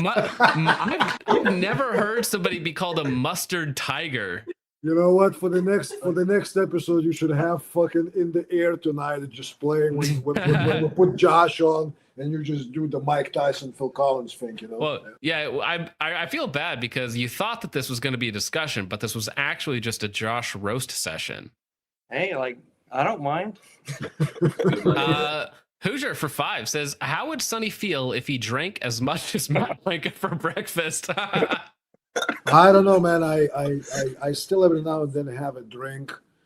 If you asked me that question 10 years ago, I would tell you that Matt Pranka has no fucking chance to survive drinking contest with me, but it's no longer the case. Fair enough. Blood-based for $20 says absolutely nothing, just drops it on the table and walks away. Very I appreciate nice. that. Thank Very you. Thank you, cool. Blood-based. Didn't even call anyone a slur. Chud for 2 says, this something tough in Lithuania? Question mark? I don't know what the fuck he means. I mean, I I speak don't- Lithuanian fluently. I have no problem, but what is he asking? I have no idea. I have no idea either. It's over my head. Not over my head though. Logan sucks at shooting for $50. Gay. Says some of us just send money as a super chat because it's funny. Well, thank you, Logan. That is insanely base of you. Thank you. That's wow. Thank you. IG88 for 2 says Sonny trauma dumping like a girl. No, he was asked a question and he talked about it. You're making fun of men for sharing their feelings. IG88. Tragic. That's why we don't open up to people like you. You just use it against us. You're like my therapist. Jeez. Chud for 2 says Sonny is too funny to hate. Hashtag grape trench grenade. Whoa. Whoa. Thank you, Chud. Appreciate that. Spartic Psycho for 5 says, I take it all back. I like Sonny, but disagree with his training methods. A stench grenade can suck it. There you go. So you're slowly winning people over. Thank you, Spartic. Moonman for $50. I work for the FBI. I am a federal informant. Says, Logan sucks at shooting. Gay, to be honest. How is the HRT? Kissy emoji. Also, make Twench take the quass. Make Twench take the quass. Twench grenade, please. Dude, he's so far above all the things we do, man. He's got a bronze merit badge from some kind of showing up at a competition in the army. Like, I don't know what we could offer. That's trench grenade stolen valor right there. Don't you dare. Now, Hilter Lover for 2 says, hello, I'm here now. Sorry for being late. Well, thank you, Mr. Hilter. Saddam Hussein for 2 says, are we sure Sonny isn't the lead character in GTA 4? What is GTA 4? It's another video game. Yeah. So did you do mocap for any other video games? No. Okay, just so. Colt 4564 for 2 says, I challenged Sonny to a duel in Two Guns, New Mexico. That's a terrible idea. That's a inside joke. We had an old gentleman who he has some psychological issues. He was challenging somebody else to a real life duel in Two Guns, Mexico. So that's just a reference to that. So there are some crazy people out there. Yeah. I've done that in Camden, Tennessee. It's weird they didn't show up. Yeah, it's weird how that works out. Moonman for 2 says, whoa, we can pay Sonny to hit the other 2 guys? Say less. Uh-oh. Show me the money. Yeah. Lightspore for 2 says, beat my mile time. I think we were talking about his physical fitness earlier in comparison to Josh's. Moonman for 5 says, Lightspore is based. Shame he's Filipino. Not gonna make it. We will miss him dearly. Yeah, shame about that. Bloodbase for 5 says, let the feet, let the gun. My favorite Sonny Puzikas quote. Actually, it's not Sonny Puzikas' quote. It's a quote from Jay, my friend, fellow instructor. And I quoted him in one of my videos, and I even put the name. So blood-based, don't attribute it to me. It's not me. It's me quoting someone. An Axe Grind for 5 says, I want to take a class. Where does Sonny train? Where do you train at? SonnyPuzikas.com. Go to the website. I will be putting up a lot of new classes on because I kind of fell off the cliff a little bit with my book projects and other things. 90% of classes I teach is at my facility here in East Texas. I don't like to travel anymore. I like to sleep in my bed. I like to eat healthy food at home. And so 90% of training is done here in East Texas. We're about 2 hours east of Dallas. Very good. Ton Dogs for 2 says, Sonny, tell us more about Daylight's End. Dude, that's the separate topic. That's like we can talk There's a lot of stories to tell. One of the actors almost died. I mean, there's no way he wasn't shot. He used drugs, but Like there are stories, and there's a lot of things. There's a lot of things. It's not something that I just answer and tell me more. It's a separate discussion. Perfect. Appreciate that. John's wife for 5 says, a little Cuban birdie told me there was a roast going on. Who brought the wieners and beer? That's my other wife in the chat. Thank you. Cool. Appreciate that. How many do you have, John? That's not a bad backup. And yeah, that's my backup option. All right, to be clear. In real life, I am married. I have one wife and 3 kids. So, John's wife for 2 again says, Pookie panel participants, eggnog or cider? Ooh, Cider. Based. Yeah. Based. All right. Panel verified based cider. Cider chads, all right, not the noggers in the chat. Ugh. Moonman for 5 says, we are Christians. We don't believe in pulling out. Well, there's some truth to that. If America was a real Christian country, we would never have left and just past tensed everyone. well, if we were a really Christian country, we would have never went in to have to leave. So let's just leave it at that. Yeah, I don't think Halliburton stock was worth it. Right. John's wife for 5 says, let's give a round of applause to Suit Daddy, oh, that's me, and have these fine gentlemen ever seen an AI Arby's ad?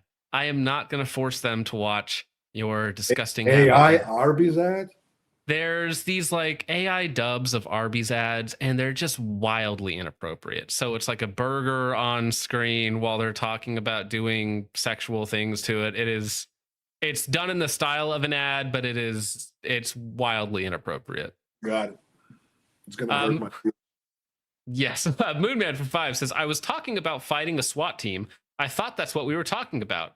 I am on the clock. It's true. Yeah. Moonman only super chats when he's at work at his Fed base somewhere. Thank you, Moonman. Polly B for 5 says, SOV earned my respect by sticking around and talking haranguing like men. Yeah, haranguing like men. Sonny gives as good as he takes. I see. That's an orthodox thing that he put there in the. Oh, perfect. Thanks, Excellent. Paulie. Appreciate that, Polly. Chip Stubbo for 10 says, good evening to all and my fellow nog enjoyers. Yes, this is a heated debate in the chat. Most of the chat is on the side of cider, rightfully, but there are some nog enjoyers out there. Do you guys get into sandwich debates? Like, We haven't yet, but you could start a new one if you wanted to. like, Oh shit, we had it here for 2 is- days, and I punched numerous people already about that debate. So fuck that. No, not going there. Wait, so which sandwich was the best? There's some noise going on. the in that crowd's room. going wild The in the crowd's next going room. wild. They're like, So- yeah, pizza so is a sandwich. We'll Fuck keep it quick. We won't No, get into no. the debate. Just one question. Is a Fuck. burrito a sandwich? Well, if we're defining a sandwich as meat and alternatives wrapped inside of or like in between bread, then I think on a technical level, it probably meets the definition of a sandwich on a technical level. However, All right. spiritually, I would not consider it. I Well, would not you consider it a you sandwich. go Yeah, ahead. you said just a little bit. You It's and done. your people Time is continue over. that. You and your people continue that. Fuck. Take over, John. Run See with the where it can sandwich. go. Shit. I don't want to hear Uh, it anymore. Chips Double for 10 says it's definitely Romanians. Lols, don't worry, Sonny. We don't like them either. Oh, thank you, Chips. Chud for 2 says, John, I was referring to an email I sent you on Friday. Yeah, I know I'm behind on emails. I'm trying to do like 90 things this week before I leave to go home for Christmas. Thank you, Chud. Appreciate that. Lightsport for 2 says, Trenched touched me at basic training camp. I believe that. That's All right. Yep. Yeah. Correct. That is grape stolen valor there, Lightsport. Amorite Boy for 5 says, he said Russia is doing good in Ukraine, yet Ukraine is a fraction of the size with a fraction of troops, and Russia only has 20% of it. Years later, paper tiger. I'm not gonna go into that. You fucking wrong and you gay. Yeah, there you go. Wrong and gay. But I mean, also, Ukraine has how many millions, billions of dollars of outside funding keeping them alive? Not Right. only that, at this point, Ukraine's military size is, I believe, a 4th largest military as far as the number of men, with about 150 or 170 billion of your taxpayer money sent there. Yay. And they have some well-trained people. There's less and less of them left, but yeah. Thank you for that, Emery boy. Moonman for 10 says, Chips Double reminds me, do they drink nog or cider? Very important question. Well, they already answered it. Cider all around. Thank you, Moonman. Chips Double for 10 says, Chud is right. Hashtag grape a trench grenade. Whoa. Whoa. All right, we should come on, guys. We should lay off of trench, dude. I mean, I'm starting to feel bad for him. Just remember this, Christ is now forgive him. He will change. He will change. Amrite Boy for 2 says, Jake's dogs can touch me, which is a chat meme. Thank you for that. Lightsport for 2 says, Sonny, tell us more about Minecrafting Chechens. Why don't you go visit? You'll find out. They'll Minecraft some new mines up your ass. Moonman for 5 says, wow, cider fags. Sonny is based, but a cider enjoyer, horrific. Yeah, it's some people's line in the sand is cider versus eggnog. Moonman again says, cider fags will be put in the kind of summer camp you will never leave. And no, a burrito isn't a sandwich, John. Shut up. It's not a sandwich, you lawyer. All right, fair enough. Thank you, Moonman. Huge Ass for 5 says, burritos are just Mexican hot dogs? No, that's a step too far. Burritos are not hot dogs. It gets real when you start thinking if pizza's a sandwich or not. But Stop. Another time. Stop. Please. Respect to Sonny for addressing my questions about accident. I know that would mess anyone up. I honestly didn't know your side. Thank you, IGD. Thank you. Moonman for 2 says Ukraine enjoyers are big gay, not a real country. All right. Thank you, Moonman. John's wife somehow still has access to my credit card and is sending super chats for 5 says, an item of food consisting of 2 pieces of bread with meat, cheese, or other filling between them eaten as a light meal. Burrito is 1 tortilla. So she's pulling up the Webster's dictionary definition of sandwiches. Here is the thing. All right. The first and only country, and the only country I saw the fucking sandwich considered 2 pieces of bread is America. We made sandwiches in Russia before America was fucking a country. I think Subway sells sandwiches. How many pieces of bread are there on a Subway sandwich? Well, it depends how they cut it. Or are you saying, but it all comes from 1 piece, but Shut up! my real wife used to be a Subway worker, so I mean she sliced some sandwiches before, all right? Premium sandwich maker. Chips Double for 5 says, considering Russia is fighting the entirety of the West without a direct war with the US, I'd say they're doing pretty well. Yeah, I mean, they're fighting the arms manufacturing of like 12 countries. Thank you, Chips. Moonman for 5 says, pizza isn't a sandwich. How much to have Sonny punch him? I mean, so let's put it this way. John gets 50, I get 50, and the target gets 100. So 200 altogether. Oh, shit. I was going to say $50. You are I'm generous to people that will get hurt, okay? You are underestimating what Moonman will do for money. Real fast, over on Ko-Fi, there's a few over here. Fresh Pinochet says, good soup. No, seriously, this was fun. Here's some gas money for the trip to the class. Oh, thank you, Fresh Pinochet. I appreciate that. It was very kind of you. Over on Ko-Fi. Lightspore says, tell me about donuts, fat boy. He probably gets like 50% of the super chat money. That's awful. YouTube rapes. It can be pretty bad. Lightspore again says, I genuinely want to. Wow, he's making threats against Josh, which I can't even repeat on YouTube. So come on, man. Thank you, I guess. Do it. Can it go on the screen? Yeah. You can't see it. Lightspore, get on here. Subarctic Psycho says, no matter how you cut it, the standing down range like that is the most retarded, unsafe stuff ever. And yes, Sonny, I've actually had a gun pointed at me before in real life. Cool, you're right. If you think that's retarded, wait till you see what we do next. You ain't seen nothing yet. Here we go. Ruskies Face the Wall on Ko-Fi says, The panel Timu John Level, Tactical Wings of Redemption, and White Somali John Malkovich. This group needs to turn their heads and look at the flowers. Wait, what was Wow. the rundown? Read that back. So Timu John Level, which I think is you, Tactical Wings of Redemption, and White Somali John Malkovich. I'm John Malkovich. Shit, man. I made it in this life. Thank you, sir. Yeah. Thank you. Damn. Anyway, so Subarctic Psycho, last one says, guns are inherently unsafe, so we'll make it even more unsafe by introducing a human no-shoot. You're right. Yeah. That was Sure. a response earlier. All right. Amorite Boy for 2 says, how many SU-57s, though? How many hidden nuke accidents? Well, From Russia? as far as the nuke accidents, I can tell you quite a bit about it because when I was in the units, part of our training was actually preventing your bad boys coming in and sabotaging nuclear installations. So I know quite a bit about it, including your nuclear installations. So I even know maybe how to create an accident if you want to ask me how about it. SU-57s at this point, I believe they have about 70 flying, and numbers are going up. So what else? Thank you, Amorite Boy. Well, I got to get to it right now. I can't believe that he did this, but Moonman dropped $200 and says hit him for the pizza comment. Strike John Level down for the chat. All right, so can't this is believe- going to be live. I can't on believe he video, did right? that. So hold on a second. Hold on. We need to make some adjustments. Come back on the screen for a second, there, John. Oh yeah, I got you.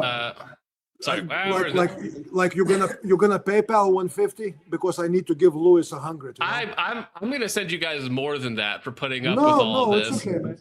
So you ready, Louis? Yeah. Yeah. Yeah. Put it on the big screen. Yeah, here it comes. Okay, here we go. Here we go. Ready? Ooh.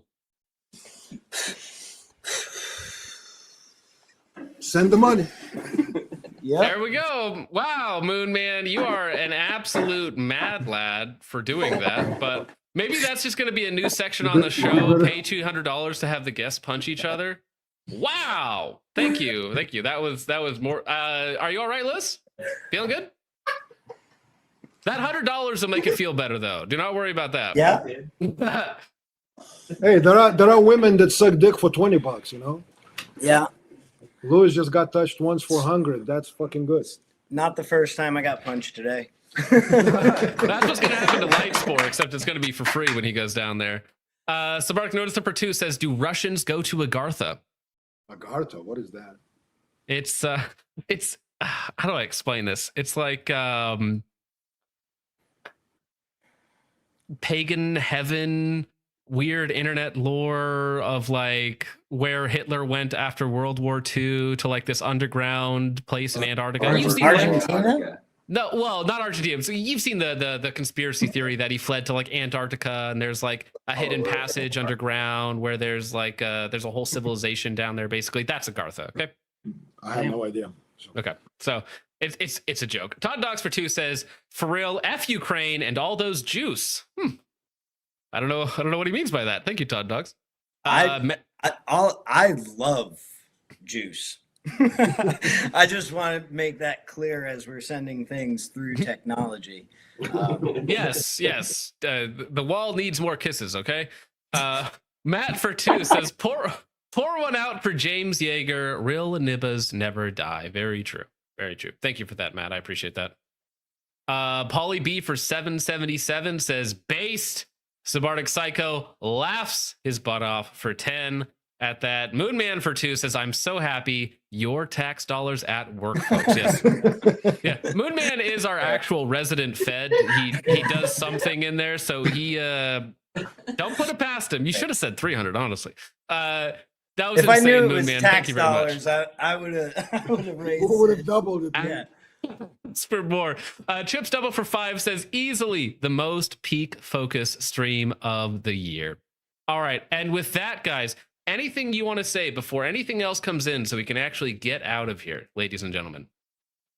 No, I think we're good, man. I appreciate you having us, man. It's I was expecting a little bit more, how would I say, either shallow conversation or just fucking immature bullshit. You know what I mean?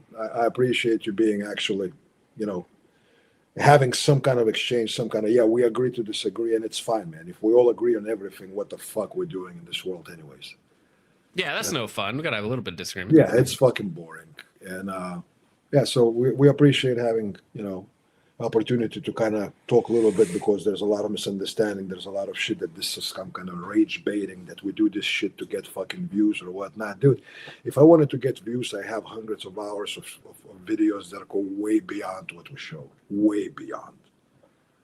Absolutely. So I'm like, I don't need no fucking attention. These guys are not looking for attention. We do what we do. If you want to find out more, find ways to find us. If you don't like what we do, it's fucking fine, dude. It is what it is. It's fine. Well, gentlemen, I really, really appreciate your time. Look forward to seeing you guys in the future. And with all that out of the way, gents, thank you so much for watching. I hope you all enjoyed. I will see you in the next one. God bless. I am the geek piping sandy cheeks, patty on the slab at the Krusty Krab, flip for the